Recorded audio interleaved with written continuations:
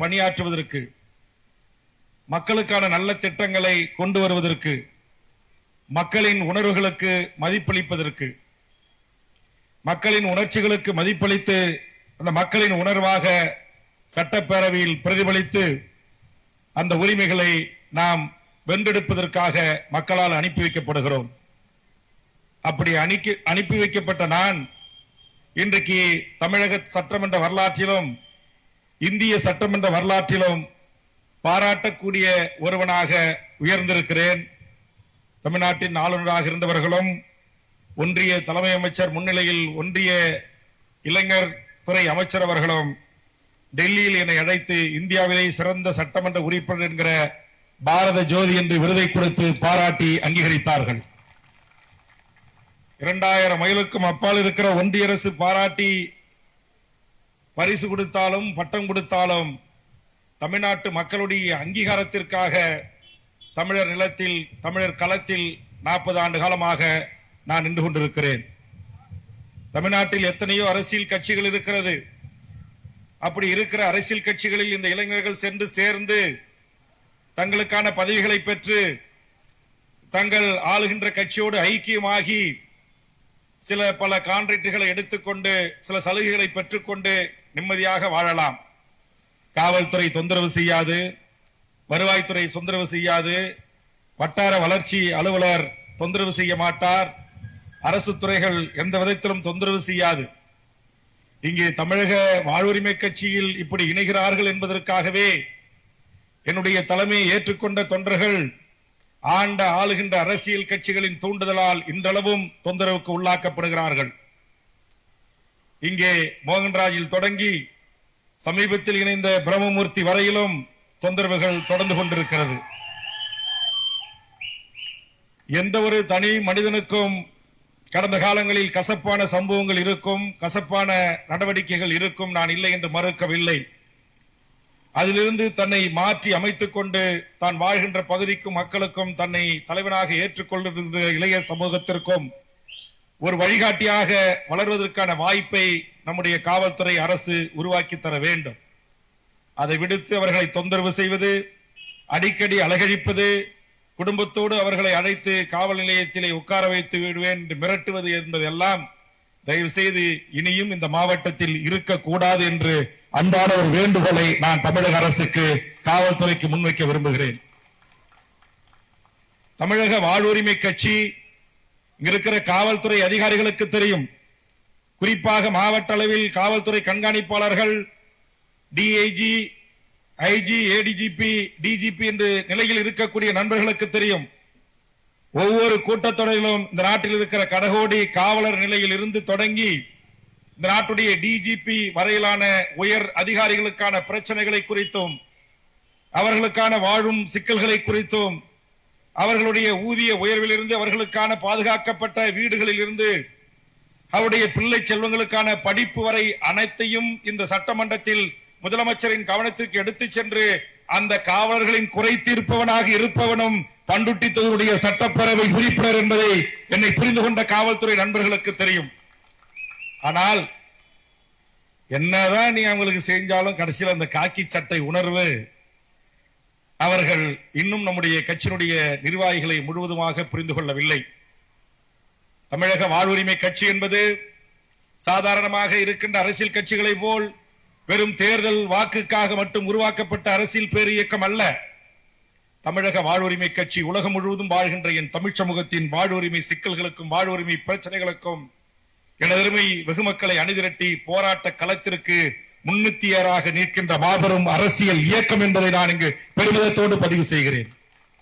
அதற்கு உதாரணத்தை தான் அக்கா முத்துலட்சுமி அவர்கள் இங்கு பேசினார்கள். தமிழ்நாட்டில் ஒரு 156 அரசியல் கட்சிகள் பதிவு செய்யப்பட்டிருக்கின்றன. நூற்றுக்கணக்கான தேர்தல் அரசியல் இல்லாத இயக்கங்கள் பதிவு செய்யப்பட்டிருக்கின்றன. இந்திய அளவில் எண்ணற்ற அரசியல் கட்சிகள் ஆயிரக்கணக்கிலே இருக்கின்றன. ஆனால் இந்திய நாடு முழுவதும் பாதிப்படைகின்ற, இங்கே பள்ளப்பட்டிலே இருபுறமும் கூடி அமர்ந்து கேட்டுக்கொண்டிருக்கிற, சாலையிலே நின்று கேட்டுக் கொண்டிருக்கிற என் உறவுகள் அனைவருமே பாதிப்பு உட்படுத்துகின்ற நம்முடைய ரிசர்வ் பேங்க் ஆஃப் இந்தியா என்று சொல்லக்கூடிய அந்த வங்கி சமீபத்தில் ஒரு நிபந்தனைகளுடன் கூடிய ஒரு சட்டத்தை அறிமுகப்படுத்தியிருக்கிறார்கள். அந்த சட்டம் இத்தனை ஆண்டுகளாக இந்த மண்ணில் இருக்கிற விவசாயிகளும் அன்றாடம் காட்சிகளும் ஏழைகளும் கூலிகளும் தேசிய வங்கிகள் என்று சொல்லக்கூடிய state bank of India, overseas bank அல்லது இங்க இருக்கிற இந்தியாவிலே இருக்கிற அனைத்து தேசிய வங்கிகளிலும் அல்லது தேசிய வங்கியினுடைய வழிகாட்டலோடு ரிசர்வ் பேங்க் வழிகாட்டலோடு இயங்குகின்ற வங்கிகளிலும் நகை கடனுக்கு என்று இத்தனை ஆண்டு காலமாக கடைபிடிக்கப்பட்டு வந்த முறைமைகளை முற்றுமுதலுமாக அவன் ஒழித்து அவன் புதிதாக ஒரு சட்டம் கொண்டு வந்திருக்கிறான். இங்க இருக்கிற என் உறவுகள் யாராவது அவசர தேவைகளுக்கு, குழந்தை செல்வங்களுடைய படிப்புக்கு, உங்களுடைய ஒரு வீடு கட்டுகின்ற தேவைக்கு, அல்லது ஒரு விவசாயம் செய்வதற்கான ஒரு சிறு முதலீடை செய்வதற்கு, அல்லது ஒரு அவசரத்துக்கு ஒரு 20 மூட்டை 50 மூட்டை யூரியா உரம் வாங்கணும்னா அவசரத்துக்கு நீங்க போய் வங்கிகளிலே வைக்கின்ற நகை கடன் லோன் என்கிற அதை இன்றைக்கு 90% வரையில் வங்கி மாவுடைய நல்ல ஒரு தொடர்பின் அடிப்படையில் விவசாயிகள் பெற்று வந்ததை நாங்கள் தர முடியாது என்று சொல்லிவிட்டு சொல்லுகிறான். இந்த நகைகள் உங்களுக்கு எப்படி வந்தது, எப்ப வந்தது, அதை வாங்கியதற்கான நகைக்கான அந்த ஜிஎஸ்டி செலுத்தப்பட்டு வாங்கியதற்கான ரசீது இருக்கிறதா என்று கேட்கிறான். நான் கேட்கிறேன், இப்ப என்னுடைய அருமை தம்பி நீலமேகனுடைய குழந்தையின் இன்றைக்கு பிரபஞ்சனருடைய காது குத்தி விழாவுக்கு வந்தோம். அங்க அவங்களுடைய தாய்மாமன், உறவுகள், பங்கு பங்காளிகள், நண்பர்கள் அனைவரும் சேர்ந்து வந்து அங்க அவர்களுக்கு தங்க நகைகள் கொடுத்தார்கள். குறிப்பா அமீர் திருநாவுக்கரசு போன்றவர்கள்லாம் வந்து வரிசை கட்டி நின்று நகை கொடுத்தாங்க. நான் கேட்கிறேன், இப்ப இந்த நகையை நாளைக்கு அவசரத்துக்கு நீலமேகம் அவர் மனைவி அடகு வைக்க போனாங்கன்னா திருநாவுக்கரசை தேடணும், அமீரை தேடணும், மோகன்ராஜை தேடணும், நம்முடைய தங்கத்தை தேடணும், நம்ம ஜெகதீஷ் பாண்டியனை தேடணும், பிரம்மமூர்த்தி ஏதாவது ஒரு வெள்ளி விளக்கு கொடுத்தாருன்னா அதுக்கு பில்லு வாங்கணும். இதையெல்லாம் எடுத்துட்டு போய் கொடுத்தாதான் வங்கியில நான் வாங்குவோம் அப்படின்றான். இது எவ்வளவு மோசமான ஒரு சட்டம். நீங்க வச்சிருக்கிற பாரம்பரிய நகை, இப்ப சேலத்துல நிறைய நம்முடைய தமிழர்கள் அந்த காலத்துல ஆச்சாரிகள், செட்டியார்கள், இந்த மண்ணின் பூர்வீகுடி மக்கள் 1 கிராம் 2 கிராம் 5 கிராம் 10 கிராம்னு சேர்த்து வச்சிருப்பாங்க. சேலம் வெள்ளி நகைகளுக்கு ஃபேமஸ் ஆனது. வெள்ளி விளக்குகள் இருக்கும், வெள்ளி குத்து விளக்கு இருக்கும், காமாட்சி விளக்கு இருக்கும். அவசர தேவைக்கு ஒரு கொண்டு போய் ஒரு கடையில அடகு வைக்கணும்னா இப்ப சொல்லிட்டான் ரிசர்வ் வங்கி, அது எப்ப வாங்கினது, எப்ப தயாரிச்சது எல்லாம் ஆவணம் இருக்கணும்ன்றான். இப்படி மோசமான அடுக்கடுக்கான விதிமுறைகளை வகுத்து இந்திய நாட்டு மக்களுக்கு தேசிய வங்கிகளில் குறைந்த வட்டியில் விவசாய கடன் உள்ளிட்டவை கிடைக்க பெற்றதை தடுத்து நிறுத்தி இதற்கு நிபந்தனைகளை விதித்த நம்முடைய தமிழ்நாட்டின் தென்னிந்தியாவின் தலைநகராக இருக்கக்கூடிய ரிசர்வ் பேங்கினுடைய அந்த அலுவலகத்தை முற்றுகையிட்ட ஒரே கட்சி இந்தியாவில் தமிழக வாழ்வுரிமை கட்சி. இப்ப இதை முற்றுகையிட்டதால உடனே நம்ம மக்கள் எல்லாம் நமக்கு ஓட்டு போட்டுருவாங்களா? இல்ல. ஆக ஆதிக்க அரச பயங்கரவாதம், அது சட்டமாக இருந்தாலும் அது திட்டமாக இருந்தாலும் மக்களை பாதிப்படைகின்ற அத்தனை விடயங்களையும் முன்னிறுத்தி ஏறாக நின்று 24 மணி நேரத்தில் அல்லது 48 மணி நேரத்தில் தமிழ்நாட்டின் மக்களின் வாழ்வுரிமை சிக்கல்களுக்காக ஒரு அரசியல் பேர் இயக்கம் களத்திற்கு வந்து போராடுகிறது என்று சொன்னால் அது தமிழக வாழ்வுரிமை கட்சி என்று நெஞ்ச நிறுத்தி நாம் இங்கு பதிவு செய்வோம். அப்படித்தான் இன்றைக்கு டெல்லியில் 60 ஆண்டு காலமாக உங்கள் சேலம் பகுதியிலிருந்து கூட பல்வேறு கட்சிகளிலே அங்கு வேட்பாளராக போட்டியிட்ட தமிழர்கள் வாழுகிறார்கள். அந்த தமிழர்களுடைய சுமார் 1000 வீடுகளை ஒன்றிய பாரதிய ஜனதா அரசு டெல்லி நீதிமன்றத்தில் முறையிட்டு நீதிமன்ற அனுசரணையுடன் இன்றைக்கு இடித்து தரமட்டமாக்கி கொண்டிருக்கிறான்.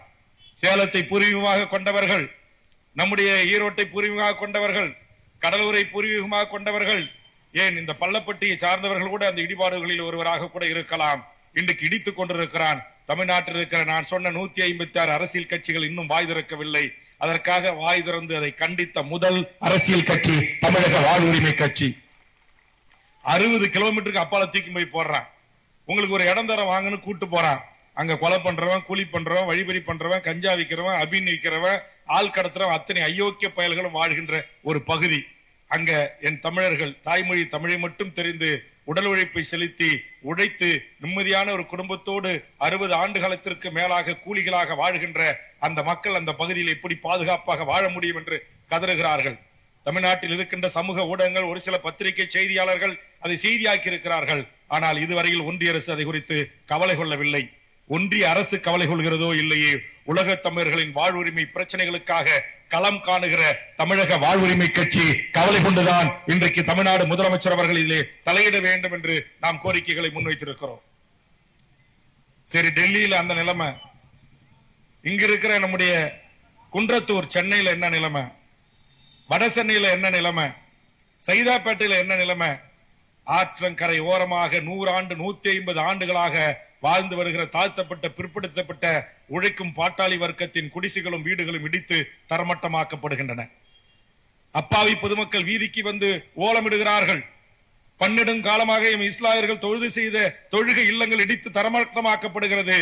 அந்த அப்பாவி உழைக்கும் பாட்டாளி வர்க்கம் ஒன்று சேர்ந்து உண்டியல் வசூலித்து கட்டிய கோயில்கள் இடிக்கப்படுகின்றன, சர்ச்சுகள் இடிக்கப்படுகின்றன.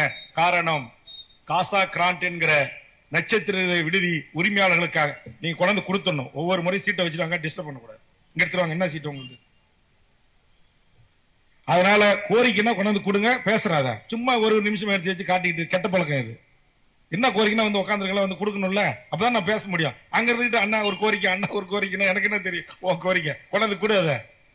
அதனால காசாக்காரன் யாரு? காசாக்காரன் முதலாளி வடநாட்டுக்காரன். அந்த காசாக்காரன் முதலாளி வடநாட்டுக்காரன் இங்க அடுக்குமாடி மனைகளை கட்டி ஒரு பிளாட் நீங்க எண்ணி பார்க்க முடியுமா? 4.5 கோடி 5.5 கோடி. இங்க கூட நம்ம ராஜ்குமார் ரியல் எஸ்டேட் தொழில் செய்கிறார். அவர்கிட்ட ஒரு பிளாட் ஒரு அடுக்குமனை குடியிருப்பு எவ்வளவுன்னு கேட்டா சேலத்துல அதிகபட்சம் ஒரு 50 லட்சத்துல இருந்து 75 லட்சம். சேலமும் சென்னைக்கு நிகரான ரியல் எஸ்டேட் வணிகத்துல கொடி கட்டி பறக்கிற ஊர் தான். ஆனா காசாக்கிறான் அங்க இருக்கிற வடநாட்டுக்காரர்கள், ஆந்திரத்துக்காரர்கள், பீகார்காரர்கள், உத்தரப்பிரதேசக்காரர்கள் அந்த பூர்வீக குடி மக்களுடைய வீடுகளை இடித்து தரமட்டம் ஆக்கி அந்த இடத்துல கட்டுறான். ஆற்றை ஒட்டி ஓட்டல்கள் இருக்குது, மருத்துவமனைகள் இருக்கிறது, மருத்துவ கல்லூரிகள் இருக்கிறது, ஏரிகளிலே பல்கலைக்கழகங்கள் இருக்கிறது. ஆனா அங்கெல்லாம் இந்த அரச பயங்கரவாதம் அங்கு போக மாட்டேங்குது. பொதுநல வழக்கின் உச்சநீதிமன்ற நீதி அரசர்கள் அதற்கெல்லாம் உத்தரவு போட மாட்டேன்றாங்க. என் ஏழை எளிய இந்த மண்ணின் பூர்வீக குடி மக்கள் உழைக்கும் உண்மையான பாட்டாளிகளின் வீடுகளை இடித்து தரமட்டமாக்கி ஒரு வயது வந்த பெண் காவல்துறை அதிகாரியின் காலை பிடித்து கதறுகிறார். ஒரு இஸ்லாமிய தாய் பருதா அணிந்து கொண்டு தன் பெற்ற பிள்ளை செல்வங்களோடு அங்கு வருகின்ற வருவாய்த்துறை அதிகாரிகள் காலை பிடித்து, ஐயா, இத்தனை ஆண்டு காலம் என் கணவருடைய தெருக்களிலே வீதிகளிலே நின்று கால் கெடுக்க நின்று நாங்கள் சம்பாதித்து உழைத்த சொத்துகளிலே கட்டப்பட்ட ஒரு ஒழுகாத இந்த வீட்டை இடித்து தரமட்டமாக்குறீர்களே, இது நியாயமா என்று கதறுகிறார். ஆனால் இந்த நாட்டுடைய ஆட்சி அதிகாரத்தில் இருக்கக்கூடிய அதிகார வர்க்கத்திற்கு காது கேட்கவில்லை. அப்படி காது கேட்கவில்லை என்று சொன்னால் அது காது கேட்கின்ற வரையில் அந்த மக்கள் பிரச்சனைகளை மக்கள் மன்றத்திலும் பத்திரிகைகளிலும் ஊடகங்களிலும் தொலைக்காட்சிகளிலும் இது போன்ற கூட்டங்களில் இருந்தாலும் தட்டி கேட்கிற ஒரு மகத்தான அரசியல் கட்சியாக தமிழக வாழ்வுரிமை கட்சி செயலாற்றும். அதுதான் தமிழக வாழ்வுரிமை கட்சி. வாழ்வுரிமை என்று என்னால் வாழ்வுரிமை கட்சி என்றால் என்ன? பேரளவில் வாழ்வுரிமையா? இல்லை. பரந்தூர் விமான நிலையத்தில் இருக்கிற 15 கிராமத்தினுடைய வாழ்வுரிமை முற்றுமுதலுமாக பறித்து பன்னாட்டு டாடா பெரும் நிறுவனத்திற்கு 140 கோடி மக்கள் தொகை கொண்ட இந்த நாட்டிற்கு ஒரே ஒரு சொந்த விமானம் இல்லை. இந்த ஏர் இந்தியா, ஏர்லைன்ஸ் எல்லாம் டாடாவுக்கு போச்சு. டாடா வாங்கிட்டாரு. டாடா வாங்கின பிறகு இன்னைக்கு டாடாவுக்கு விமான நிலையம் எங்க? சென்னையில. அதுவும் எத்தனை ஊரு? ஏகனாபுரத்துல தொடங்கி 15 கிராமங்கள். 15 கிராமத்திலயும் 25க்கு மேற்பட்ட நீர்நிலைகள் இருக்கு. ஆறு இருக்கு, குளம் இருக்கு, குட்டை இருக்கு, எல்லாம் இருக்கு. நீர்நிலையும் போது எனக்கு ஒரு ஞாபகம் வருது. இங்க இருக்கிற பள்ளப்பட்டியில மண்ணின் மைந்தர்களுக்கு தெரியும், இங்க 69 ஏக்கர்ல ஏரி இருந்துச்சுன்னாங்க. இப்ப எங்க தங்க என்கிட்ட ஒரு மனு கொடுத்திருக்காரு, 69 ஏக்கர்ல 40 ஏக்கர் ஏரியை காணான் இருக்காரு. இப்ப வடிவேல் மாதிரி என் கிணத்தை காணான்ற மாதிரி நான் ஏரியை காணாங்கணும்.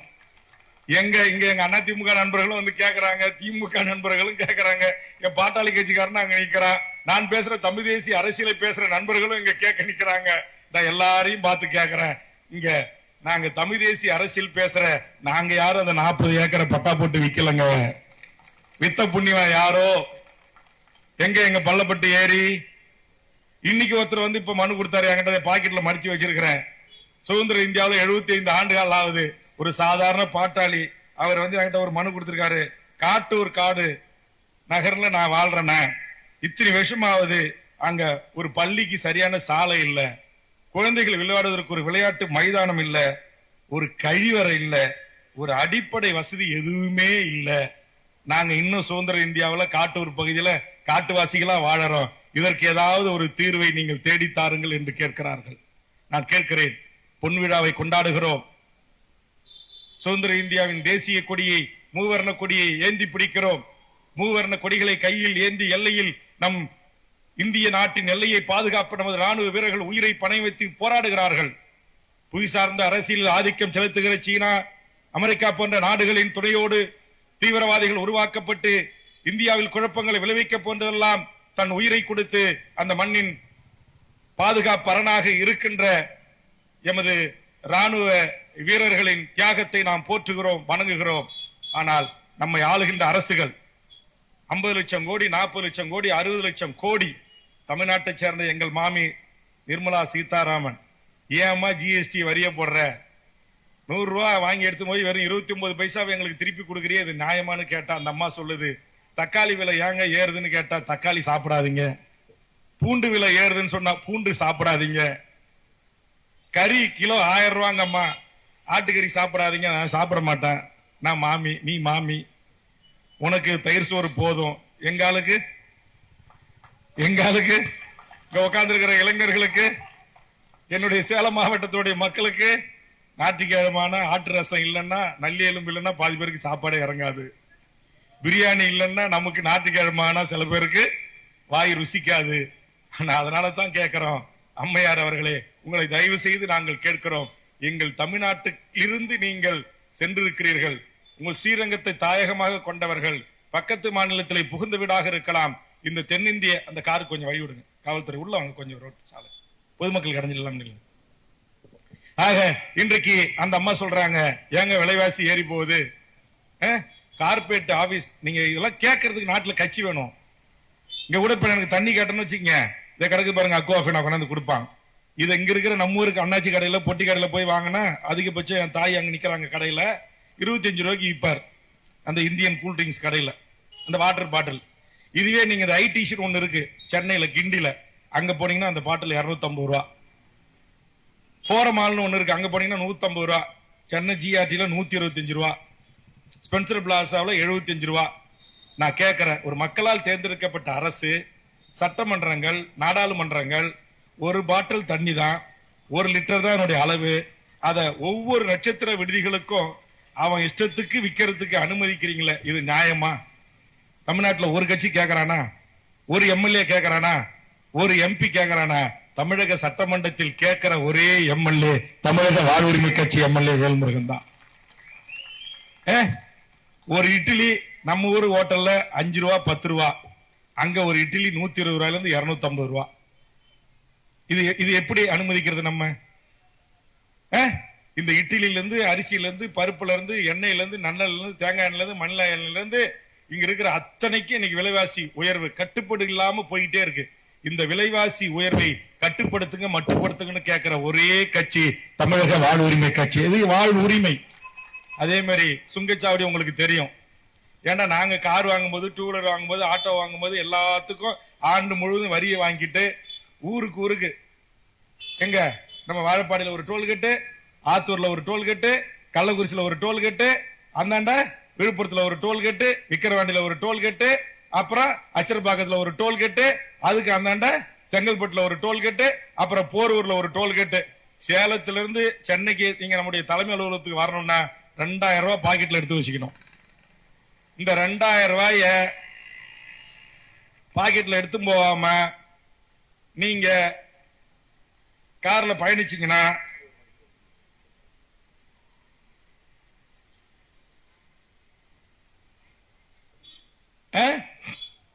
என்ன செய்யணும்? எங்க மதுபாலா, எங்க ஒன்றிய ராஜா போய் ஏறிங்க டோல்கேட்ல சண்டை. எதுக்கு சண்டை? அண்ணா எனக்கு சேலத்துல சொந்தக்காரங்க இருக்காங்க, எங்க அக்கா வீடு இருக்கு, எங்க தங்கச்சி வீடு இருக்கு, எனக்கு பக்கத்துல ஓமலூர் இருக்கும், பக்கத்துல வீடு, நான் டெய்லி போயிட்டு வரணும். போகும்போது 100 கூடன்றான், வரும்போது 100 கூடன்றான். நான் கொடுக்க மாட்டேன், நான் வேல்முருகன் தங்கச்சின்னு சொன்னேன், நீ யார் தங்கச்சி இருந்தாலும் கொடுன்றான். அப்புறம் வேல்முருகன் தங்கச்சி பாணியில நானும், அது பொண்ணு சிலம்பாட்ட வீராங்கனை, சாதாரண வீராங்கனை இல்ல, இன்னைக்கு வரல, நம்ம கிரிபாலா எல்லா கூட்டத்துக்கும் வரும். ஆளு நல்லா வாட்ட சாட்டமா இருக்கும். சிலம்பாட்டத்தில் தமிழக அளவில், இந்திய அளவில், உலக அளவில் சாதனை படைக்கின்ற இளம் சிங்கக்குட்டி இறங்கி டோல்கேட்ல 2 டப்பு டுப்புன்னு போட்டா அப்புறம் இங்க இருந்து நம்ம மோகன்ராஜ் போய் சமாதானம் பண்ணணும், நம்ம யுவராஜ், நம்ம புளியம்பட்டி பிரபு போய் சமாதானம் பண்ணி அனுப்பி வைக்கணும்.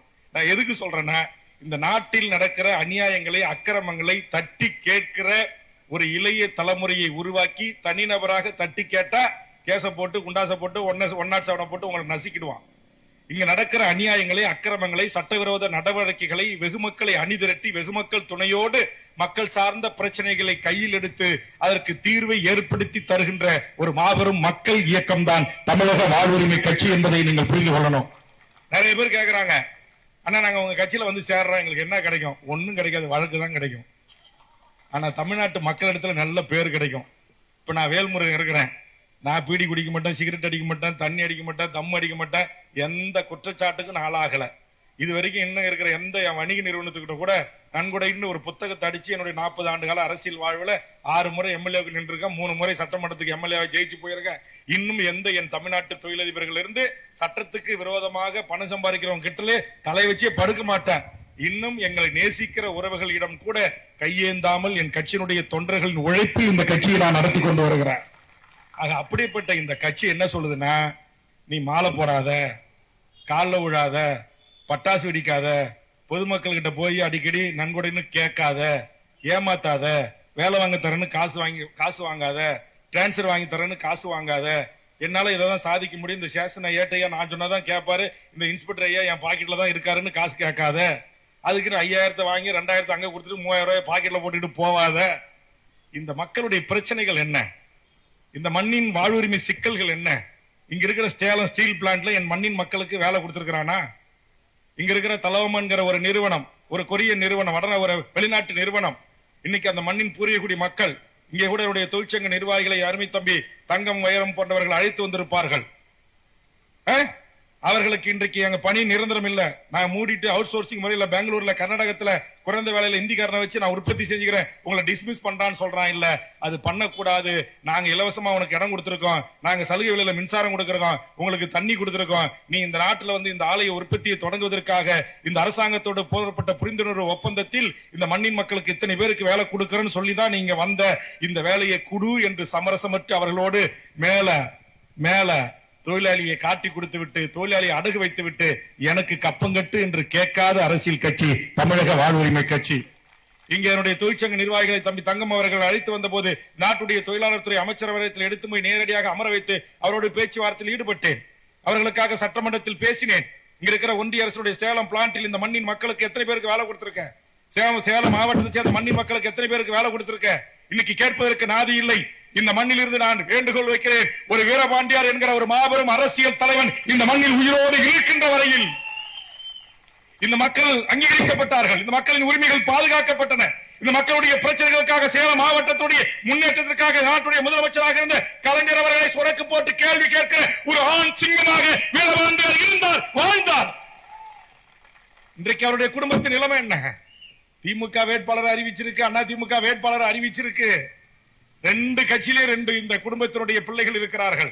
வீரபாண்டியாருடைய ரத்த உறவுகள் இருக்கிறார்கள். அரசியல் ரீதியாக அங்கீகரிக்கப்பட்டிருக்கிறார்களா? அரசியல் ரீதியாக அவர்களுக்கு கிடைக்க வேண்டிய இடம் கிடைக்கப்பட்டிருக்கிறதா? கிடைக்கப்படவில்லை. ஆனால் இன்றைக்கு அவர் இருக்கிற வரையும் சேலம் பஸ் ஸ்டாண்ட சுத்தி நம்மாலு செட்டியாரு ஆச்சாரி நகை கடை வச்சிருந்தான், வெள்ளி கொலுசு செஞ்சான், மெட்டி செஞ்சான். இன்னைக்கு மார்வாடி சேட்டு குஜராத்தி முழுக்க வந்து உக்காந்துட்டான். கேட்க நாதி இல்ல. நீங்க யாராச்சும் போய் கம்ப்ளைண்ட் கொடுத்தீங்கன்னா அடுத்த நிமிஷம் அவன் கம்ப்ளைண்ட் கொடுப்பான். ஏன்னா இங்க பாதி அதிகாரி, நான் கூட இந்த கமிஷனர் என்கிட்ட ஏஎஸ்பி இருந்தவர் தான், நண்பர் தான். யாரு? தமிழ் தெரியாது, வடநாட்டுக்காரரு. எஸ்பி யாரு? வடநாட்டுக்காரரு. என் சேலத்து சிங்கம் வீரபாண்டியன் என்கிற ஒரு பச்சை தமிழன் இந்த மண்ணில் அமைச்சராக இருந்த போது இந்த சேலம் மாநகர கமிஷனரா, மாநகராட்சி கமிஷனராகவும் தமிழை தான் போடுவார். அவன் எந்த ஜாதியா இருந்துட்டு போட்டோம். மாநகராட்சியுடைய சட்ட ஒழுங்கு கமிஷனரா தமிழை தான் போடுவாரு. இந்த ரூரல் எஸ்பியா தமிழை தான் கொண்டு வருவாரு. ஆனா இன்னைக்கு என்ன நிலைமை? வந்தவன் போனெல்லாம் டிஜிபி, வந்தவன் போனெல்லாம் ஏடிஜிபி, வந்தவன்லாம் பீகார்காரன், உத்தரப்பிரதேசக்காரன், மத்திய பிரதேசம் நமக்கு போலீஸ் கமிஷனர், மாநகராட்சி கமிஷனர். முதல் முறையா ஒரு தமிழச்சி, அதுவும் பெண், கிட்டத்தட்ட 155 ஆண்டு காலத்திற்கு பிறகு ஒரு மிக மிக பிற்படுத்தப்பட்ட சமுதாயத்தை சேர்ந்த ஒரு பெண் இப்போதுதான் சேலத்தில் மாவட்ட ஆட்சித்தலைவராக நியமனம் செய்யப்பட்டிருக்கிறார்கள். நாம் சிந்தித்து பார்க்க வேண்டும். இந்த மண்ணில் இருக்கிற கனிம வளம், இங்க இருக்கிற டிரான்சம், இந்த கனிமம் சுரங்கம் வெட்டி விற்கப்படுகிறது. இந்த ஏற்காடு மலை அடிவாரம், இன்றைக்கு கூட நாங்களாம் 5 ஸ்டார் ஹோட்டல்ல போய் ரூம் போட்டா 20,000 30,000 கேட்கறான்னு சொல்லி அருமை தம்பி மோகன்ராஜனுடைய வீட்டுல நாங்க ஏற்காடு மலை அடிவாரத்துல தங்கி இருக்கிறோம். 4 பக்கமும் மலைகள், அற்புதமான இயற்கை ஒரு சூழல். ஆனா அந்த மலையை கொஞ்சம் கொஞ்சமா குடைஞ்சி இந்த நாட்டை ஆண்ட அரசியல் கட்சிகள் கடத்தி வித்துக்கிட்டு போறான். கேட்க நாதி இல்ல. சட்டமன்றத்தில் இதற்காக அம்மையார் ஜெயலலிதாவிடம் வாதாடி போராடி அந்த கனிம கொள்ளைகளை தடுத்து நிறுத்தி தமிழ்நாடு அரசு அதிகாரிகளை கொண்டு கனிமத்தை கேட்கிற மக்களுக்கு வீடு கட்டுவதற்கு, ஏனைய தொழில் தொடங்குவதற்கு அரசே அளவீடு செய்து வழங்க வேண்டும் என்கிற ஒரு வரலாற்று சிறப்புமிக்க சட்டத்தை தமிழகத்தில் கொண்டு வர செய்தவன் வேல்முருகனாகிய நான். ஆனா இன்னைக்கு அந்த சட்டம் இன்னைக்கு SR மணல் கம்பெனின்றாங்க, ஆறுமுகசாமி மணல் கம்பெனின்றாங்க, அப்புறம் யாரோ ஒருத்தர் பேர் சொல்றாங்க. இதுவரையிலும் இந்த மண்ணையும் இந்த மலையும் இந்த கனிமத்தையும் ஆற்று மணலையும் திருடுகிற இந்த கனிம வள கொள்ளைக்காரிடம் இன்று ஒரே ரூபாய் கூட, ஒத்த ரூபாய் கூட கை நீட்டி வாங்காம அரசியல் செய்கிற ஒரே மக்களுக்கான இயக்கம் தமிழக வாழ்வுரிமை கட்சி. ஏன் வேல்முருகனை தலைமை ஏற்கணும்? இங்க நான் சொன்ன இன்னைக்கு நான் பெயர் படிச்சல இத்தனை பேரும் கட்சியினுடைய மாநில நிர்வாகிய, மாவட்ட நிர்வாகியா இருக்கிறாங்க.